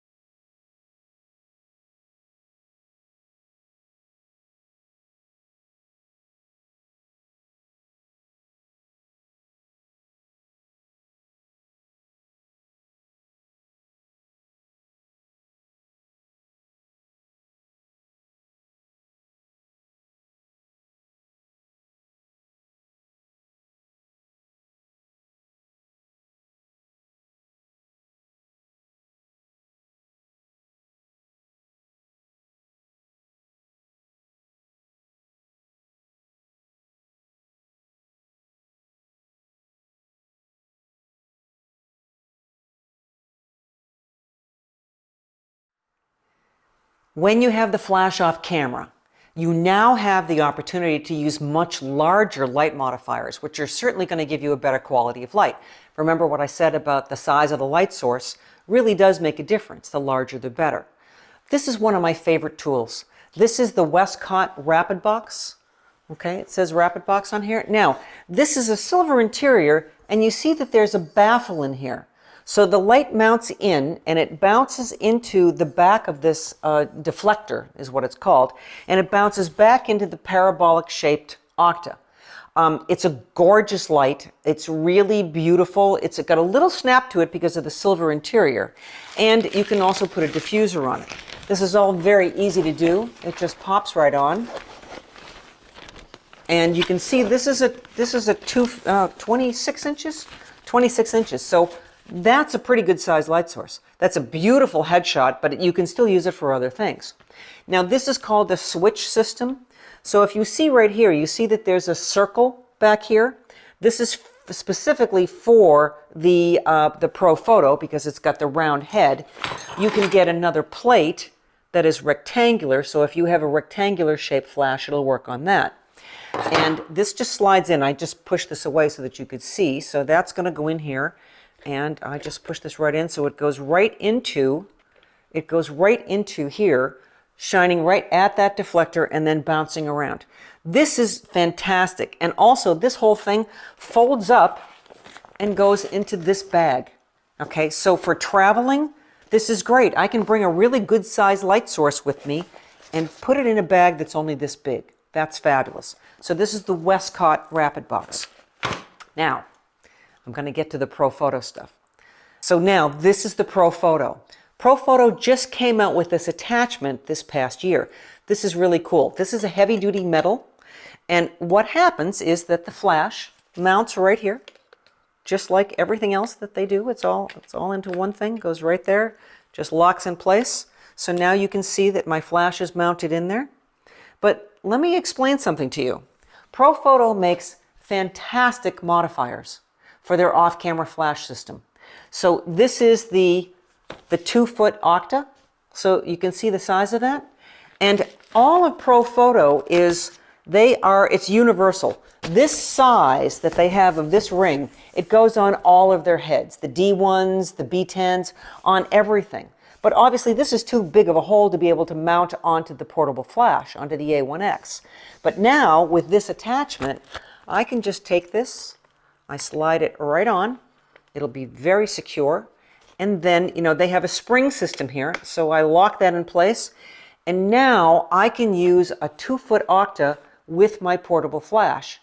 This is fantastic because they make great stuff. This is another one of my favorites, which is the 1x3 strip light. So you can see that. So now I can put my flash into this. So this is fantastic. It's quite a brilliant new addition, and gives me a whole new range of options for really high quality light modifiers. Can you tell I'm a fan? Yeah, I love this stuff. So now we're going to talk about actual lighting with our flashlights, and we're going to start with just one light on camera, and we have a video here for you. So we're going to take it away. So the first shot that I'm going to do for you is going to be with Bobbi, our fabulous model. She's going to be here helping us for both the flash and for the natural light. And this is the Fuji EFX 500 flash, which will do TTL on the camera. I'm using the X-T4, and I'm just doing the bare head. We all know how terrible that looks, but that's why I want to show it to you, because I want to show you how you can have the flash on camera and make it look great. So Bobbi, this is just one simple little shot, and that's perfect right there. Just a little smile. Okay, that's great.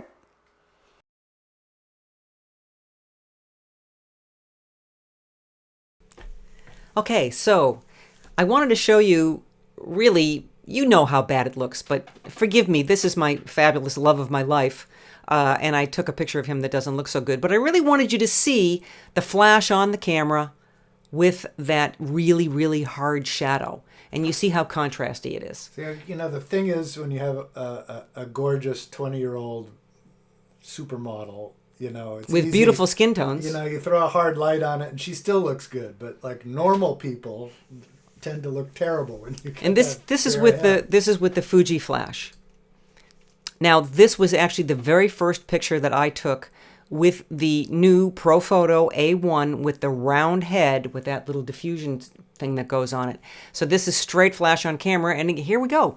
Beautiful skin tone, beautiful girl, but also look at how the shadow underneath the chin is softer, and there's not as much contrast in the highlights. There are some things that you want to do with flash on camera that are really cool, and this is just to remind you that, remember, your flash duration is a couple thousandth of a second. So that's going to freeze all the action. So I just had her jump up in the air. This is just a bare head straight on camera.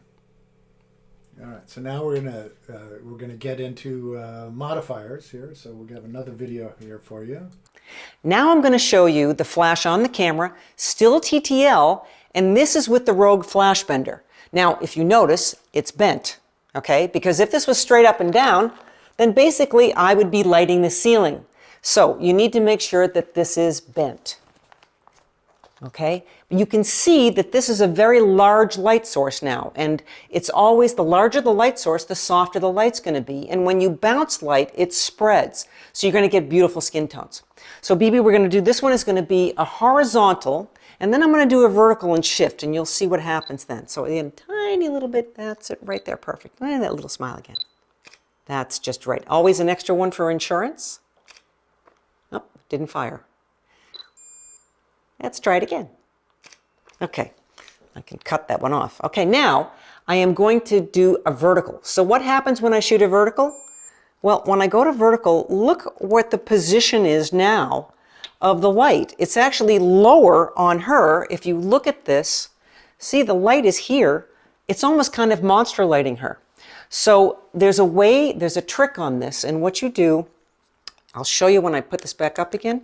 So there we go. I've got to rearrange here a little bit and pull this up a little higher since the camera's gone down. And move over just a touch. There we go. All right, so now I have a vertical and I have the light is back up high again. Okay, so again, we go for the perfect, that little smile is great. Okay, that's terrific. I think I got a blink. Let's do it again. And another one. Okay, we don't even really need that. Okay, so let me explain something. This is really important. I'm going to put this back up like this and put this back. So you see what happens here is that if I take this off, see how this is on the skinny side? It's not this way, okay? If I did that and had the flash bender on and put it over here, there's no way that I can make it vertical. So if you turn it so that you have the skinny side and then put the bender on this way, when you tip it over, then you can turn the head of the flash and you'll be in the right position. It's a really important thing so that you're not going to monster light. Okay. I've switched over to the ProPhoto A1X for Fuji. I love this flash. This is the best flash I have ever used. Lots of reasons for that, but right now the most important thing is again to talk about the modifiers. Now the way that the ProPhoto works is that it's also a magnetic system. So this is, it's actually called the soft light reflector, but it's magnetic. So it just pops right on, pops right off, and then you can spin it around wherever you want it. This, I call it the shell. The light comes up and it bounces in and then it spreads out and kind of wraps around. It's a really beautiful light. And this works well as a headshot, for just a headshot, but also can go full length, and I've done like 2 people full length with it before. So I'm going to shoot again a vertical and a horizontal. So let's take a look at this. Okay, so that's really nice. Oh, I love that little smile. So when you shoot a horizontal, again, the light is directly over the lens, so the light is going to be even all over. Now for this, when I'm going to shoot a vertical, and I come to here, now what I can do with this is I can bring it up and I can turn it. So now I can get it exactly where I want it to be. And unlike most of the flashes that are horizontal, or excuse me, that have a horizontal top, this just goes anywhere. So I don't have to worry about mounting anything in any particular direction. So again, I'll get a little more light coming from the side. So in that little smile, that is just right. Okay. One of the most important things when you're photographing people is to make sure that you have good skin tone. And there's only one way to guarantee that. You need to shoot a digital gray card. Now, we're going to talk about this more later. Lee's going to do a whole episode about balancing light and about retouching and doing all that. But when you're shooting, you need to make sure that you take a picture of your subject holding this like right in front of their face.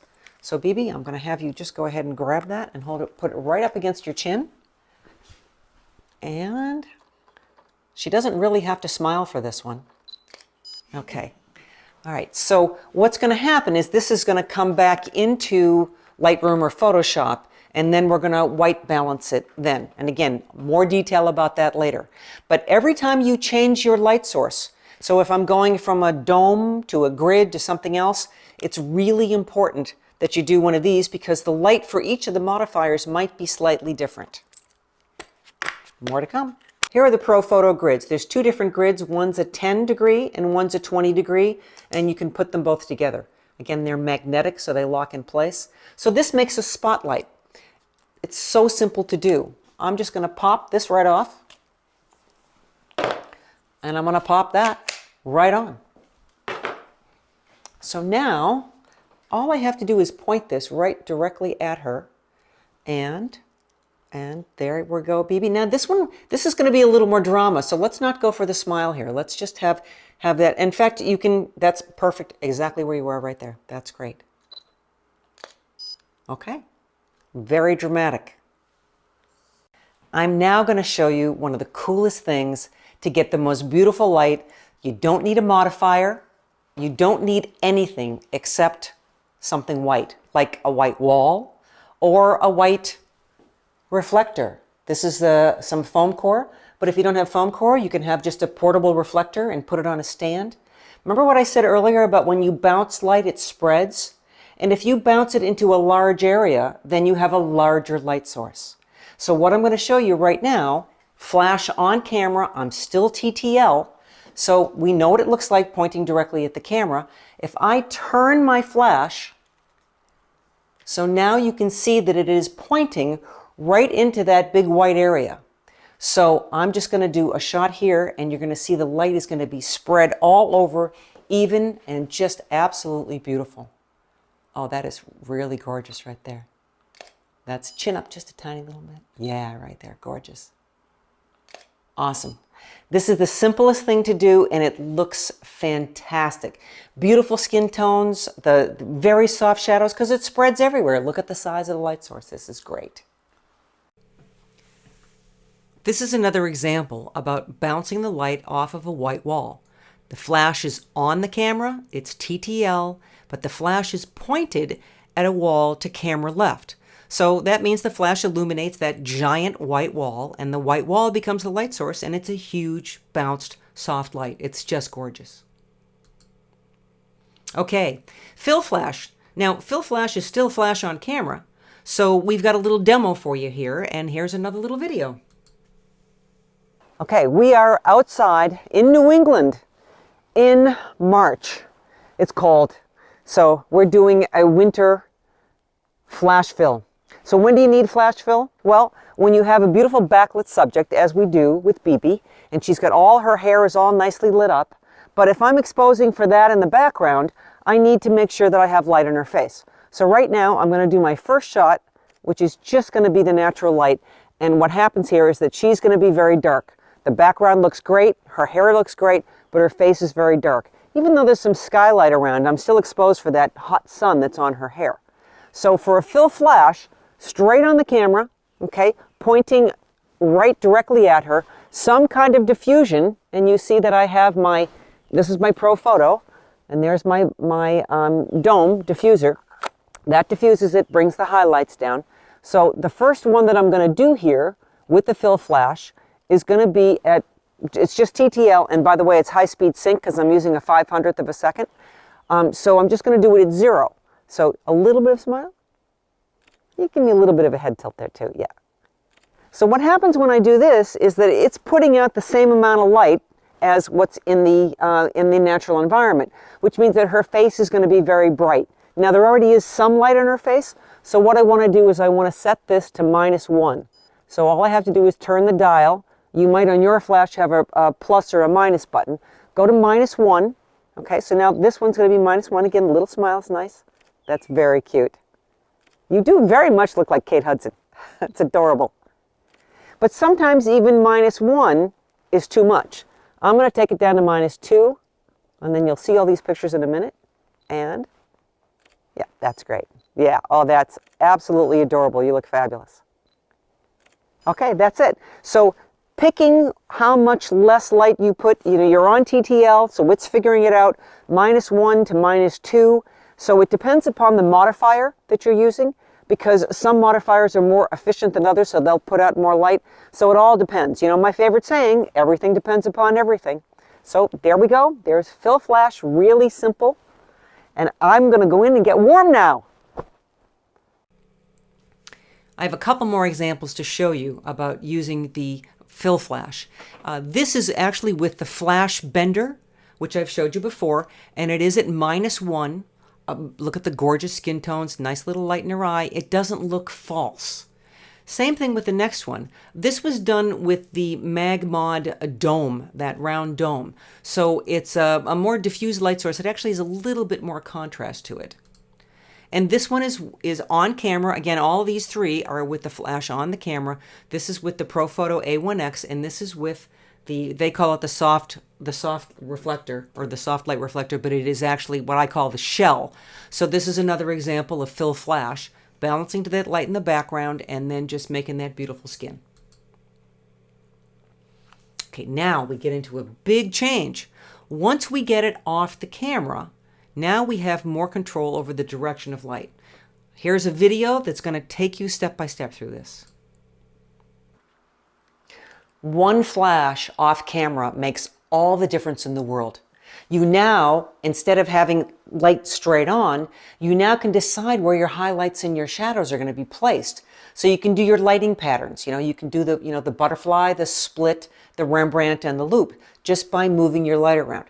Obviously, when you get the flash off the camera, then you need to have some way to be able to trigger that flash. Now, a lot of you have things built into your camera. They're built into your, you may have a Wi-Fi that's built into the camera and your coordinated flash. And if not, you need a radio remote, okay? And this is the Aries, the Photix Aries 2. We call this a dumb trigger. All it does is make the flash fire. The camera is set back on manual again.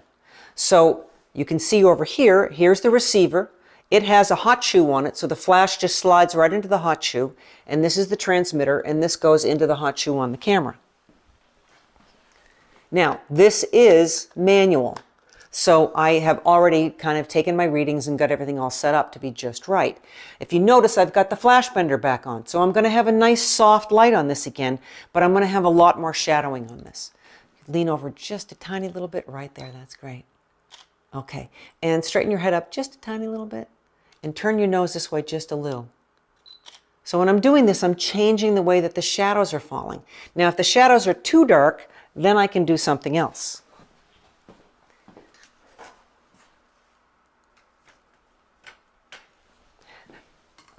I've now added in the reflector. So the reflector is catching this light and bouncing it back in so that it's lightening the shadows on the other side of the face. Okay, so this we can have, oh, actually, that was really nice. Just that little bit of tilt like that. Okay, and then another tilt back this way. A little bit more. Perfect, that's it. Okay, all the difference in the world when you make the change of getting the flash off the camera. This is in Ethiopia. This is a flash off camera. It's in a 2-foot square softbox. Now this is balanced to the outside light, so I do remember exactly that my exposure was a 200th of a second, which was my sync speed on that camera, at f11. So the box light, the flash, lights up the tribal chief, but it doesn't really hit the boys in the background. So they're not totally silhouette. There still is enough light in there to give them some detail, but I really wanted the focus to be on the chief, but the boys are the future. And there's the Omo River Valley behind. And, there's a picture of Lee in here, so I thought I'd throw a picture of me in here, too. I got a thing for birds. This is a falcon in Dubai, and it's a 2-foot softbox off camera. Same here, 2-foot softbox. That's the Burj Khalifa, tallest building in the world, behind. The softbox is off to camera left, and it's on the radio remotes. A little more storytelling. In this case, I've got the flash off camera with a grid on it, and it's down low. So what's the story here? Okay, well, he looks like he could be a private detective. He could be meeting somebody for something nefarious. We don't really know. It's kind of like a film noir. So we're on the train tracks are behind us there, balancing to the light there. But the light is low, so he's kind of monster lit. Also makes it feel like it's nighttime.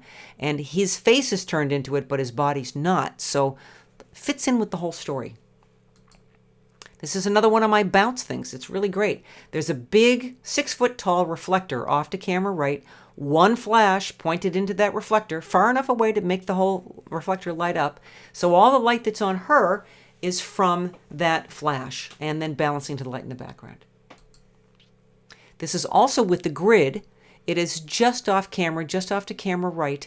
And this is a little bit of drag the shutter, which we're going to talk about a little bit later. So just the grid spot on her face and balancing to the light outside the window. Bouncing the light again. Lee and I lived in Situate, Mass for a while. Yeah, this was my barber here, of the barber shop. And so we offered to take pictures for their website. And Bobbi just went to town with a very simple lighting setup. I took one piece of foam core board, probably, 30 by 40 inches, clamped it to a stand, put the flash on a stand, pointed it at the foam core board. All the light that you see in these pictures that's lighting them, that's lighting the background, is all from one flash bounced into a 30 by 40 inch piece of foam core. And look how it looks natural, beautiful, nice little fall off on the background. It's great. This is Dave Burnett, Pulitzer Prize winning photojournalist, been around for a long time, and you've seen many, many of his famous pictures. He was at a gallery show, and I wanted to do a shot of him, so Lee is holding the flash with a grid on it, and we did a butterfly lighting on him. And we did this because he's got Senator Kennedy looking at him from camera right and Bob Marley looking at him from camera left, so we just had him look at us. And then this is my fabulous husband again, with one of his collection of, or many of his guitars here. We have the flash is in a 2-foot octa, just off to, actually it's right behind me. We've got a butterfly light on him. Yeah. So one flash. A couple other examples. We're going to be showing you more pictures of Venice later, but here she is. There's the Venice Canal behind her, and here's how we did this. This is the rapid box, the Westcott rapid box. So there's the flash in it, lighting her, and you can see that the light that's on the water behind is actually the reflection of the buildings in the sunlight. Okay. Multiple flashes. Off camera, more than one, 2 and more, and we have a video. All right, here we go. Okay, we're going to do another 2-light dramatic portrait. This is Bill Sumner. He is the photographer that I learned from, that I assisted. He's my mentor. He's a fantastically creative, imaginative photographer and human being. So we're actually in his place. So Bill has agreed for me to do the 2 shots of him, one of which is going to be the dramatic, crusty old captain, and the other one is going to be the nice guy. So we're going to start off with the 2 lights, dark background, dark clothes, dark cap, dark shadows. We're going to let everything go dark so it's very low key, and we're just going to do some character stuff. So what I've got here is I have the 1x3 strip. This is both Pro Photos, by the way, 2 Pro Photos A1Xs. I've got the 1x3 strip, which is really from the side, so it's kind of split lighting him, the little spillover in the eye, and then over there I have a grid spot that is just going to give him a highlight through here. So it's like a little slash edge light. Otherwise, he would go totally into dark back there. So the 2 lights together. Now I'm shooting on manual instead of TTL because this is a very delicate situation in terms of the exposure. With the dark clothes and the dark background, the flashes are reading it's dark and they want to put more light out. And that I want to be very subtle. So the only way to really control that consistently is to put it on manual, which I have done on my controller. So I can adjust my lights from here. So you ready to be a crusty captain? You're supposed to say aye aye. Aye, aye. Okay, so let's go. So again, I want a little bit more head tilt, and we're going to start off. Let me just do one just like this with just that nice, that's pleasant, but we know that we're looking for something that's a little bit more dramatic than that. So give me that one squint on that eye, and that eye stays open. Yeah. And then just kind of grit your teeth just a little bit. Oh, I don't want the lips yet. Just the, yeah. Arr. And now you can go ahead. Give me the, arr. Arr, that's great. That is wonderful. Go for it now. There you go. Yeah.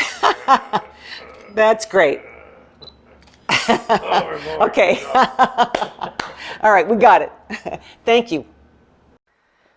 Now we're going to do the nice guy picture of Bill. Okay, who he really is. Although sometimes he is a crusty old sailor too, so that could be. But I wanted to show you, I'm using the 2 Pro Photo A1Xs now, and they came out this past year with this attachment. So this attachment The flash fits right inside of it.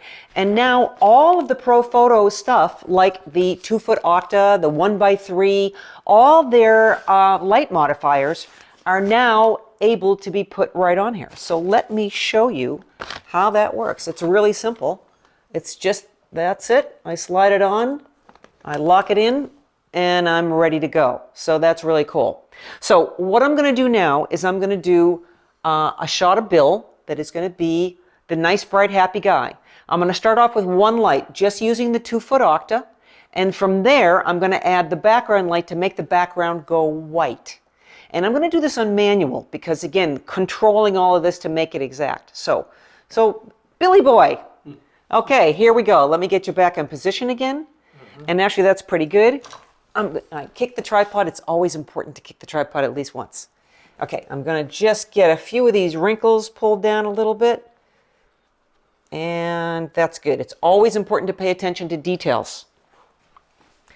People are going to look at their pictures for a long time, so you want to make sure that hair and the clothes and the styling, everything is just right. Okay, Bill, let's do a little bit of just that lovely little smile that you have. Just say hi. Hi. That's it. Was this the smile? I love saying that the thing saying hi is that everybody's eyes light up, they feel good, and their mouth goes into a good position. Okay? Hi. Hi. That's great. Hi. Wonderful. I love it. Just keep doing it. Yep. Hi, hi, hi. Okay. So now I'm going to add the background light so that the background is going to go white. I can do that right from here. So there's a button on my controller that says head. I push that, and with any luck, it will have fired. And it did not. So I push it again. And there it goes. Okay, so now I've got a white background. Yeah. Great, Bill. Just keep that smile. Excellent. Excellent. So with the white background, now everything is a lot brighter and happier. But you notice that I've got some shadows on the side. So now I'm going to bring the reflector in so that the shadows that are being cast from here are going to lighten up. This is the Rogue. It's white on one side and soft silver on the other. So I'm just going to get that so that I'm going to fill in right in here so the shadows aren't quite so dark. Okay. All right, Bill, here we go. Hi. Hi. Tickle me. Give me a little bit, lean just a little bit. That's great. I love this. Oh, there we go. Wrinkles. That's okay. Okay, here we go. I got wrinkles. Hi. Hey. Okay. All right, we got it. Back to Venice. Now we've got 2 lights instead of 1. So look at the beautiful light that's on her face, but then look at the beautiful hair light from camera right in the edge light. So this is how we set this up. So that is the Pro Photo. It's actually, I think it's just got the grid on it, lighting her face, and then we have the rapid box. You can see that the diffuser's been taken off, and that is providing the light that is lighting the side light on this. And here's a variation on that. What we did is we still have the, actually I think we reversed position. We have the background light on this one. yeah, we've got the grid on the background, and then we have the rapid box lighting her. Goes back to the storytelling as well, but this is a 3-light setup.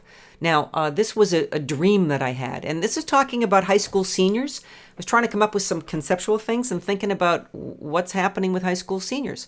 Well, they're leaving the nest, they're breaking out of their shell, they're learning how to spread their wings and fly. So I actually dreamt this picture. So she has a grid spot on her face, there's a grid spot on the egg in the nest, and there's a grid spot that is lighting up from behind, lighting up the feathers that are hanging behind her. And then we just took a piece of foam core board and waved it to make her hair fly, just like here. So in this one, we have a softbox from camera right, just a bare head to light up the white background, like I showed you before. And I think there is a 3rd light on the feathers. I'm not totally sure. Back to my musician friends, I set this up. They're playing in a restaurant, and I was trying to get the feeling that they were on stage. So I have the shell lighting them from camera left, and I have a grid spot with a red gel on it. And you actually see that in the picture, so that's what's making everything look red. Oh yeah, this is in Cuba at the boxing club, and there's two lights here. One of them is actually on the ground or on the surface of the rink, aimed up at them from camera left, and the other one is, I believe it's sort of clamped to a pole, and it's so they're sort of cross-lit here. You can kind of see the shadows on the feet, the directions of the light, but it's giving it that really gritty, hard, contrasty light. A couple years ago in Massachusetts, in the Boston area, an artist installed these, it was like the fog exhibit. And so she had different places around Boston that every 20 minutes fog would go off. And this is actually in Franklin Park, and this is an old fort, ruins of an old fort. And we saw this. So this is a young actor we know, and we dressed him up in this. One bare head behind him that is coming through the fog. He's kind of like standing in front of it. And then we have a grid spot just to light up his face. So we just, at one point, the fog was so much we couldn't see anything. We had to wait for the fog to dissipate a little bit. And back to the beautiful Juliana.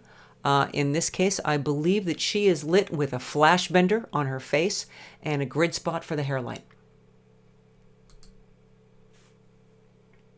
All right, now we're going to get into post-processing. This is another long video, so stick with me here, and we'll get started post-haste. So now we're going to do a little post-processing because, as you know, once you take the picture, you're not really done. You're not really done until you've crafted your images in post-processing. So we're going to talk about that, and we're going to show how to adjust the color first. Remember all those shots we took of the gray card to get the color right? Well, this is how we're going to do it. So let's take a look here. All right, so here I am in Lightroom, and you can kind of see the sequence of shots we have of Bobbi. This is now just as shot, auto color, auto white balance. And the idea here is we take the first shot here, and we're going to go into the develop module. And now you'll see it up here big. Here's the gray card, and here's the white balance tool, this little eyedropper. So we're going to go ahead and get that. And typically we use the light gray patch to click on that. Now, before I click on this, let's look at the numbers. It says RGB numbers at the bottom of that that target grid there. And you'll see red is 59.4, green is 61.0, blue is 70.1. So it's definitely blue. We need those numbers to all be equal, to be the same in order to render a neutral gray there. So once I click on that, you can kind of see now it's warmed up. And now we have to look over in the underneath the histogram to see the numbers because that little eyedropper went away. And we can see now red is 61.8, green is 61.7, and blue is 61.8. So it's within 1/10% of being absolutely neutral all the way across. So now that we've done that, we're going to synchronize with the rest of the images. So I'll go down here to my little film strip, and I'm going to go all the way to the end of that sequence and hold down the Shift key and click to select all of those. And now once those are selected, you can see now the sync button appears down here. We're going to go ahead and click on that. And what we want to make sure we do here is we want to synchronize the white balance. You can synchronize anything if you've made any changes. We haven't really made any changes, so the default is to have all of these things checked. And we can synchronize that. The only thing that I changed was the white balance, so none of these other things will have an effect. But I can click on that button now, and what happens is the rest of these pictures, and you can kind of see they start updating here in the thumbnails, and you'll see they all start to warm up here. So that way, when we return to the grid view, we should see that they're updated. So here you can see now they have taken on the color of that first shot that I synchronized all the other shots to. So this is the starting place. This is where you wanna start, and sometimes it takes a little while for the screen to update all the thumbnails you can see here, but now they've all nicely warmed up. Now sometimes even when you have auto white balance, the color's not so bad. So let's take a look at this one, and we'll go to the develop module here, and if I just place my cursor, here's the light gray patch. If I look again under the histogram up here, this is where we see those numbers. And it says red is 82, green is 81.5, and blue is 80.7. So it's actually a little on the warm side. So it's a little red and green kind of make yellow. So there's a slight yellow cast here. But it doesn't really look that bad. But to make it absolutely neutral and accurate, I'm going to come over here and click in the light gray. You can see the numbers here now say 81.7, 81.2, and 80.3, just slightly warm. If you see the numbers here above 90, you're not going to get a good white balance. So that's why I would go to the next darker square. But since this is under 90, it's in the 80s, it should be fine, and this will give us an accurate white balance. So I'm going to go ahead and click on that, and then looking at the RGB numbers underneath the histogram, now everything is 81.1 in the red, green, and blue, so it's absolutely neutral. Now, it didn't look like it changed that much, but we're going to go ahead and synchronize this whole group of shots taken in the doorway here. So I've selected all of those, and now I can hit the sync button and synchronize everything. All right, so now they all have gained the accurate white balance that we got from that first shot. All right, so now let's take a look at some simple things we can do to enhance the portraits, to take things into the next level. So we're going to look at, let's just look at this one here. We'll deselect everything and go back to that. And if I zoom in here, let's zoom into 100%. Now, Bobbi is, she's like 20 or 21, really has a little leftover adolescent acne here. And there's some sort of redness in the skin coloration. So you can see a little patchy redness. We're going to attack that using the HSL here, this little color adjustment. The HSL, and we can change the hue of the red areas. So this is always in this the red hue slider here. Let's zero everything else out. And I'm going to take the red slider and move it towards the right, which makes it a little more orange. Now watch these areas here as I do that. I'm going to pull this over, and they start to get a more homogeneous color. So there's pretty much the redness is out. Now I'm going to toggle this on and off. I'm toggling this adjustment off now. You can see the red came back. Now I toggle it on, and the red has disappeared. Now the problem is that the red lips have gone too. So if you're going to do this in Lightroom, you don't have the benefit of being able to brush in an HSL adjustment. So what we're going to have to do is counteract the adjustment there in the lips. So we're going to add the color back. So I'm going to go to the adjustment brush tool here, and let's zero everything out, and we're going to add some color back. So there's a little patch down here. You see this little color thing? If I click on that, I can change the color that I'm going to brush in. So I'm going to kind of pick a pink, maybe not quite so vivid pink. So you either go more saturated with the color up at the top of this color picture, or as you move down, it's a little less saturated. So we'll try something like this. We can always change it. I'm going to use auto mask to constrain the brush strokes to the lips. So I'm going to start right on the lips here and start painting in, kind of putting the color back into the lips. And fortunately, the auto mask is working well here to constrain that color. I've got maybe a little bit has spilled out on, let's move in to like 200% here. And we can see a little bit of red has slipped over there. So I'm going to go ahead and erase that. I'm going to get the eraser here and erase that little bit of red that slipped out of into the skin around it. Now, let's zoom back out just a little bit. And now I can play around with that lip color. If we toggle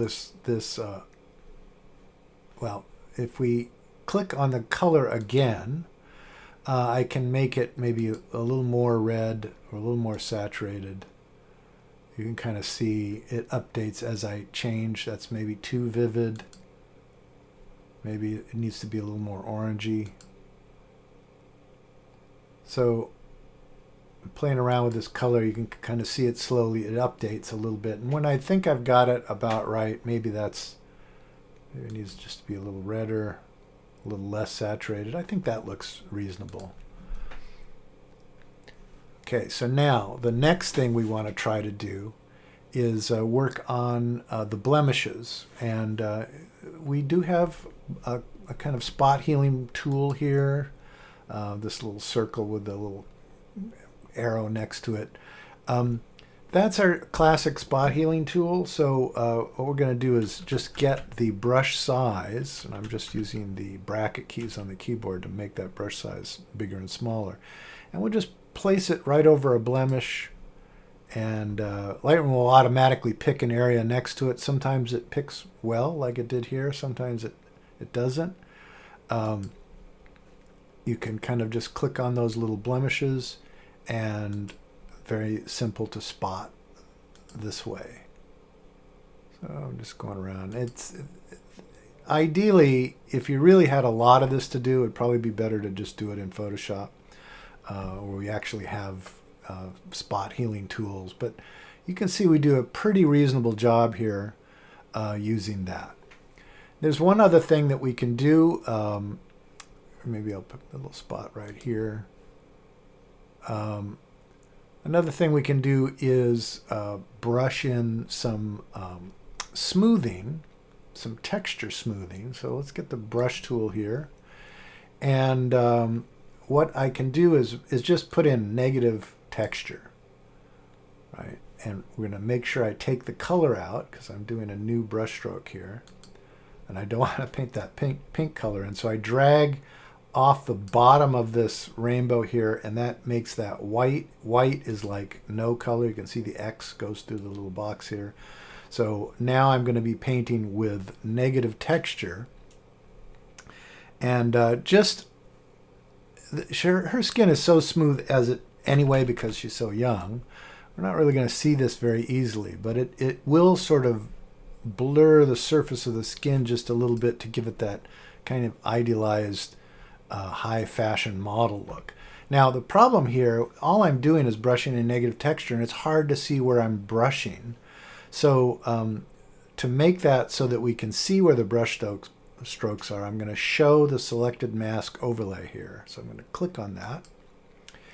And now you can see it shows in red where I'm brushing. And this way I can brush over all the areas of the skin that I want to affect. I don't want to use auto mask because I'm just going to brush it over everything here, and we'll brush that in everywhere where I might want to smooth the skin, and that's on the areas that are in focus here. It's just her face. I'll just go ahead and brush over all of that.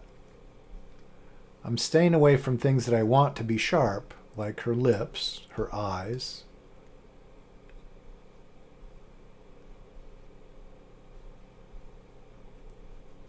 Right?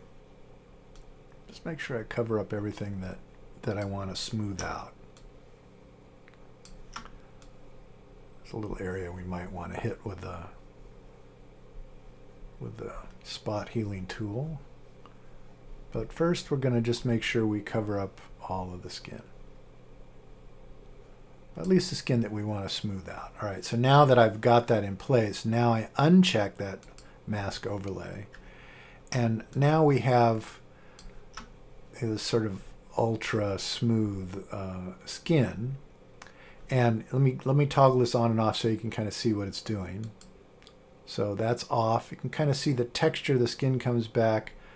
That's on, and I've completely smoothed out the skin. It's maybe a little too ridiculous, so I'm going to pull this back. So we get, maybe 50, minus 50 or so is probably good. With Bobbi, maybe she doesn't even need that much. So we'll try a little minus 40 here.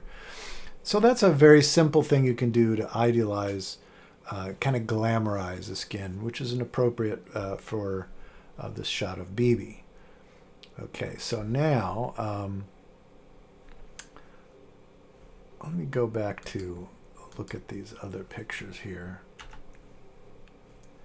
And I know we have some pictures of Bill. Yep, there's the craggy Bill, but let's kind of fix him up a little bit. So we're gonna look at this picture, and Bill has the same kind of thing where the skin has got some red patches, and you can kind of see parts of the skin, like the area over the eyes, that doesn't have any special red, but he's got red around his eyes, red on his nose. So that suggests that HSL adjustment. And it's always in the red slider. I mean, I don't even need to go in and take the sample adjustment tool and move into the image. I just know that it's always going to be in that red slider. So I want to slide the red slider to the right until it kind of eliminates, and we have to go pretty much all the way, almost all the way. And it's taking the red out of his lips here.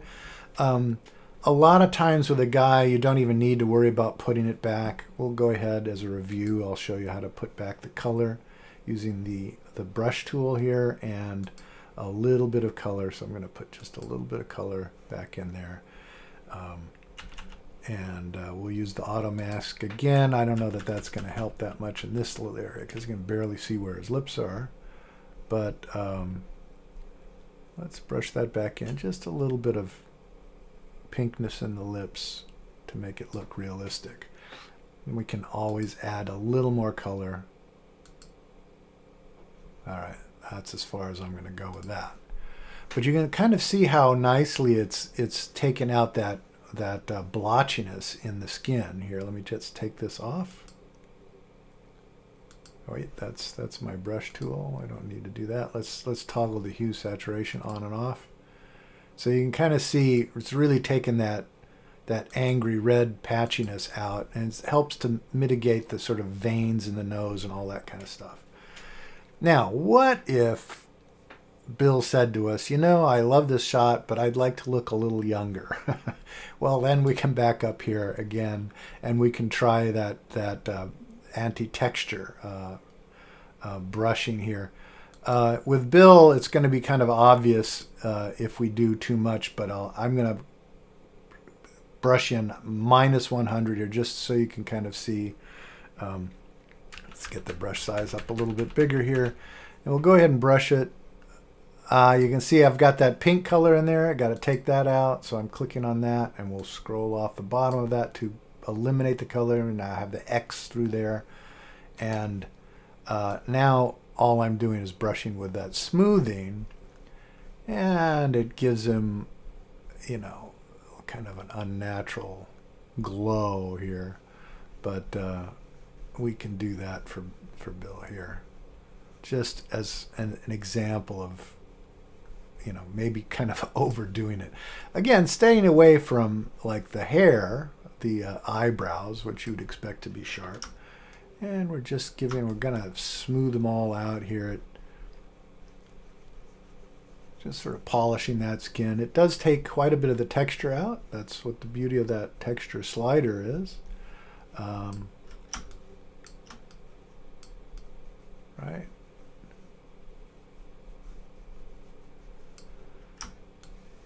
so that's pretty kind of ridiculously smooth. Again, maybe we just put in a little bit, give them just a little bit of a glow here, maybe -30. You can also play around with a little minus clarity. Now, minus clarity is a little more aggressive than the texture. The texture works on the very fine texture. Clarity works on larger textures. And it also kind of reduces the contrast. So if we dial in minus clarity, you can kind of see overall globally it gets a little, if I take it all the way, it looks even, like way too smooth. It's kind of ridiculous. But we can give it just a little bit of minus clarity, and that will kind of knock the contrast back, which also will help to make it look a little bit smoother. All right, so now let's back up, and I've got the show edit pins on auto, which means that if I'm in the image, I can see those little pins that represent, there's the brush stroke that was in for the lips, and that's the stuff that I'm using for smoothing the skin. So we have it on auto, and that means when I move my cursor into the image, I see those edit pins. When I move it away outside of the image, they disappear. So we can view that and decide how we like that. Now, I'm showing you, glamorizing Bill. Maybe not the approach that we would like to take with him, but let's say we wanted to get one of these more gnarly kind of shots. So here we've got Bill giving us his best kind of gnarly old fisherman look. And in this case, instead of brushing on negative texture, we can even, I'm just going to eliminate the brush stuff altogether. We'll go back to the basic sliders here. And we can actually add texture overall. So if I add texture overall, it really cranks up that kind of gnarly skin texture, right? So let's put this at 100% so you can see this. If I take the texture out, if I double click on the slider, it'll go back to 0. So that's without the texture enhancement. That's with the texture. You can see it really sharpens up the very fine transitions. This texture of the skin gets exaggerated, and maybe that's appropriate for the gnarly old fisherman. So besides removing texture, you can actually add it back, and that give you some ideas for some things you can do. All right. Hope you're all doing okay. It's been a lot of information, and we're not done yet. One last thing, which is a little bit complicated, dragging the shutter, which is balancing the flash with the ambient light. So I've got some step-by-step stuff to show you here. So this is in Venice, and what you can see on the left-hand side is that is just the flash. Now, if you set your camera at your sync speed of a 200 or 250th, whatever it is for your camera, you're going to block out all the ambient light, so it's just going to look like they're standing in a black hole. So the picture on the left is with the flash and with my sync speed, shutter speed. The picture on the right, the flash is exactly the same, yet there's slower shutter speed now to bring in the ambient light. So this is probably about 1/4 of a second, 1/8 of a second, 1/15 of a second, something like that. So in this case, what you're doing is that the subject is lit by the flash, the background is the ambient light. You can't light the sky with a flash, and the skylight's behind the person. So I'm going to go to the next one and show you the opposite of this. So if you expose for the sky, you can see the person is going to be totally in silhouette. So then you have to add the light on them to match the light in the sky.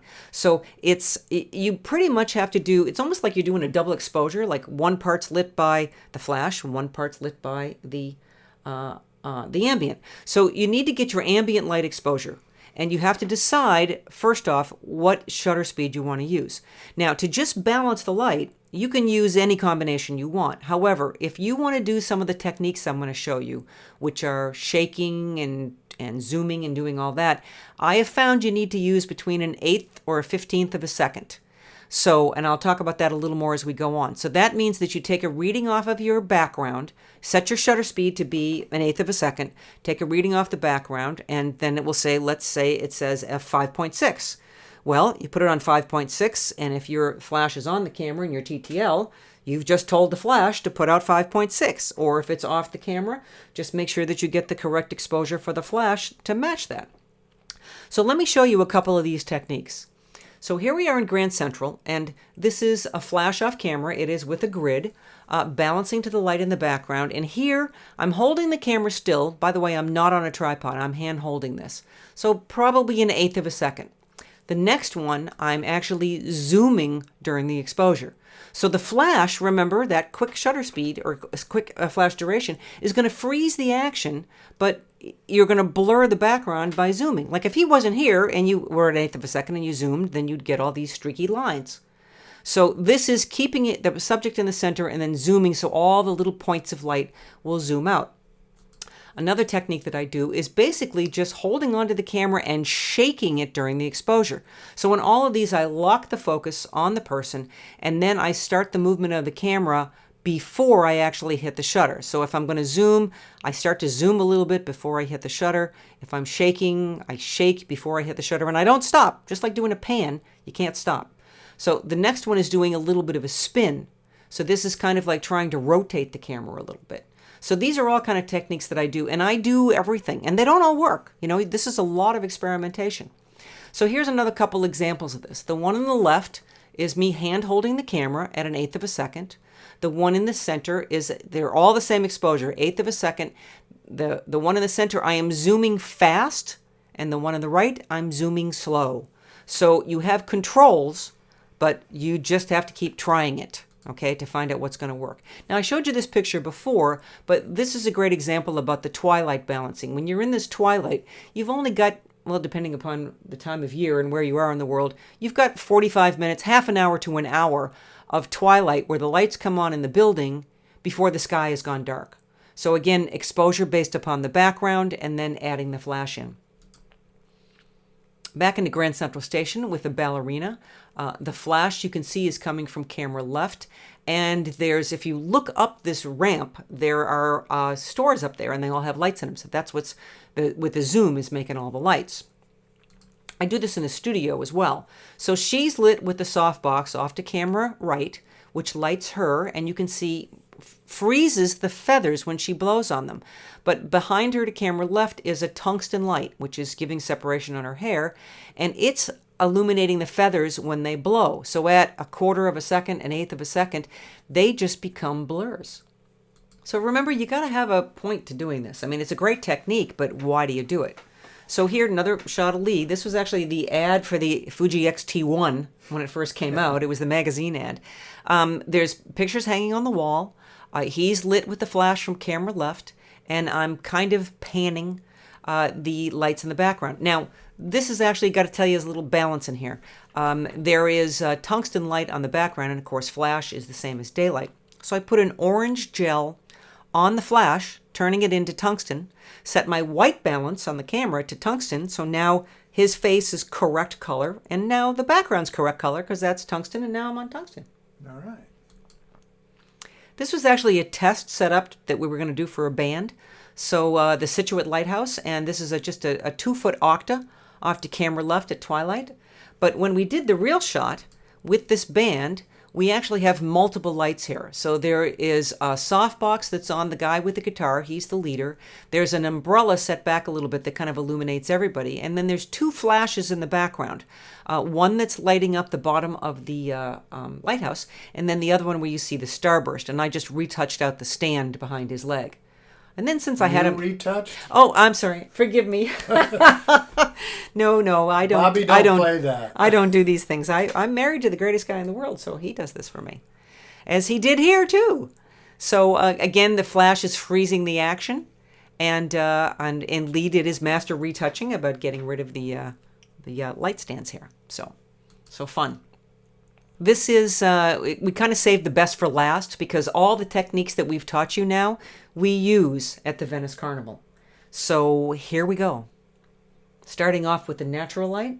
So we're out there before dawn. The costumers are out there and we light them up. But then when the sun comes up, we have this beautiful early morning light. Now in this case, you can see there was two sisters dressed the same. And I have one in the light and the other one I kept in the shadow. So she almost kind of seems like she's a ghost in the background. And here you can kind of see the sun directly behind the costumer, and I think there's just the subtlest little bit of flash fill on this, not very strong at all with a grid, so you can see it falling off on the dress at the bottom. But really, that low early morning light is great for taking pictures. This is Mona Rose. Mona and her sisters. They are the best costumers in Venice, and we've been shooting them for years now. It's really an honor to be able to work with them. So this is, that again, that early morning light. And the gondola ride, we get some costumers into a gondola, and we all get a turn riding in the gondola with them, taking pictures. And here, they have been magically backlit by very, again, low-angle sunlight. And I don't think there's any flash on this. Oh at yeah, all. there is. There? Oh, yeah, there is. There is. That's right. This is yeah. It's all a Yeah. flash. Yeah. Yeah, this is Waltraud and Ewald. That year that we had fog. Fog was really magical. We've had a little bit of fog, but this one year we had one morning that was just fabulous, just gorgeous. There's no light on this. It's just No, natural it's just light. natural light. Not much light in their eyes, but it was just kind of mystical. And this was another very overcast day. There's no additional lighting here, but it just worked out to be really nice light. And this is at the Arsenal. At the Arsenal, all the French people come on Monday morning to the Arsenal and gather, hundreds of them in costume. And this was San Giorgio. San Giorgio.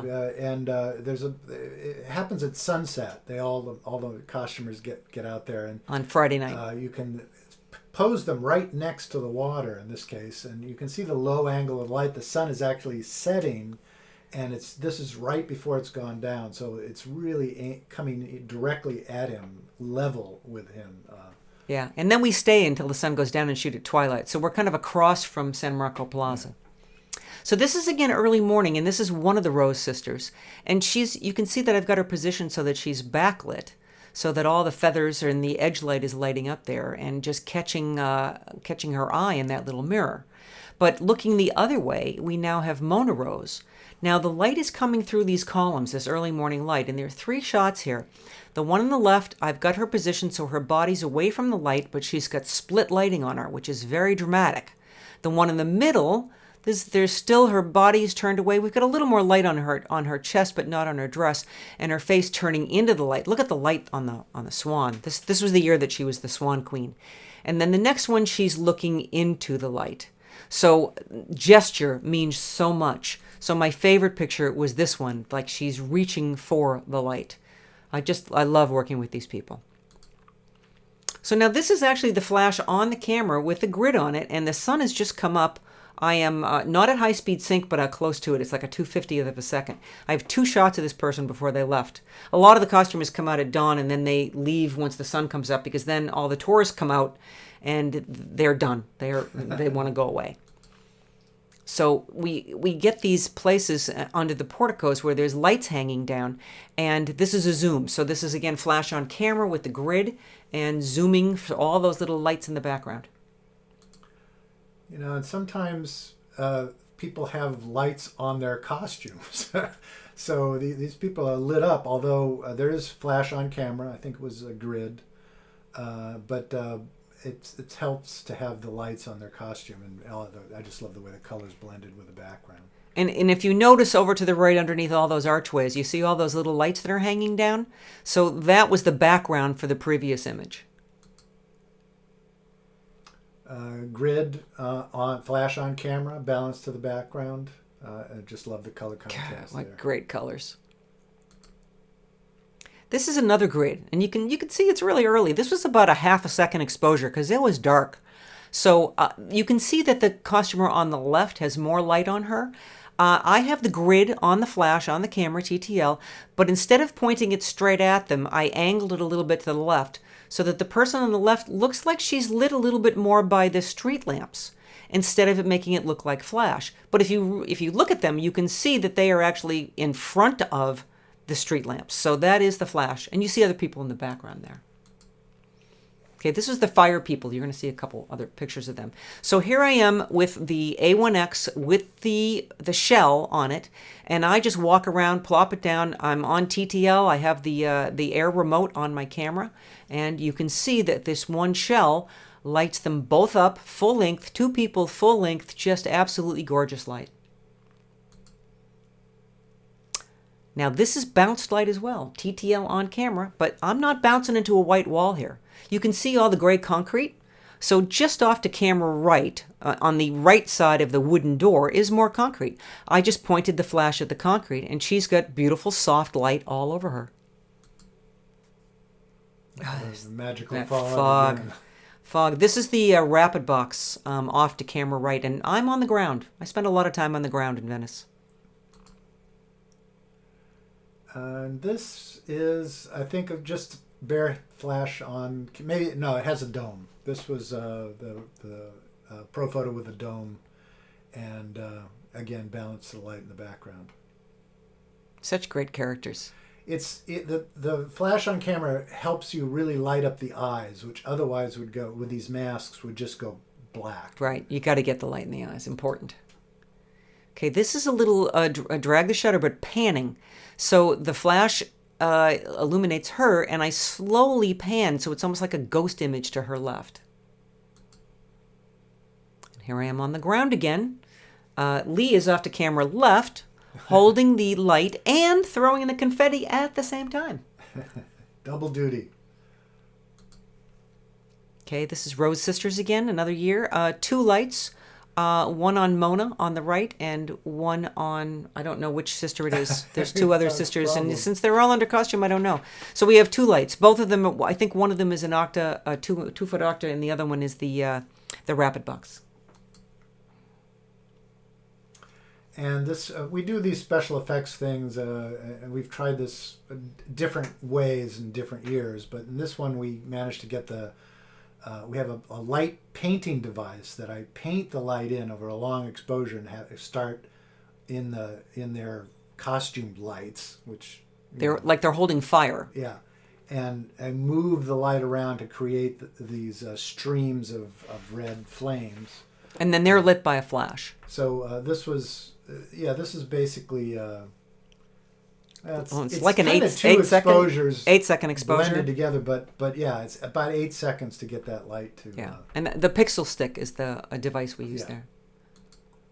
And here are sparklers, again like an 8-second exposure, and they're lit from the front, and I'm running around like mad with these sparklers behind them, back and forth. Again, 8-second exposure on the tripod. There's actually two lights in this because we backlit them as well. So you can see how the parasol and the edges of their headdresses have got some light on it. And then that was actually a year ago, 2020. And this is also from 2020. This is Mona Rose, again, the Rose Sisters. So she is lit with a 2-foot octa, and I have just a bare head on the A1X behind her. I originally put it to illuminate her veil, but then I realized if I stepped to the side, I'd get that sunburst. And again, obviously, I am zooming during the exposure in order to get that, because if I didn't zoom and I just balanced the light, now I can see all that stuff back there, and it's really ugly. It doesn't look very good, so the zooming worked much better. So we did this also with all three of the Rose Sisters, and did the zoom. Now again, I'm hand holding here because I'm also trying other stuff, shaking the camera and doing all that. So here you can kind of see the setup and our participants here. Everybody gets a chance to shoot with us here. We got the lights set up, and you can see me on the tripod over to the right. And here again, you can see multiple lights that are aimed at the Rose Sisters here. And there's also a light in the background, which you don't really see in this shot. But here's the final result.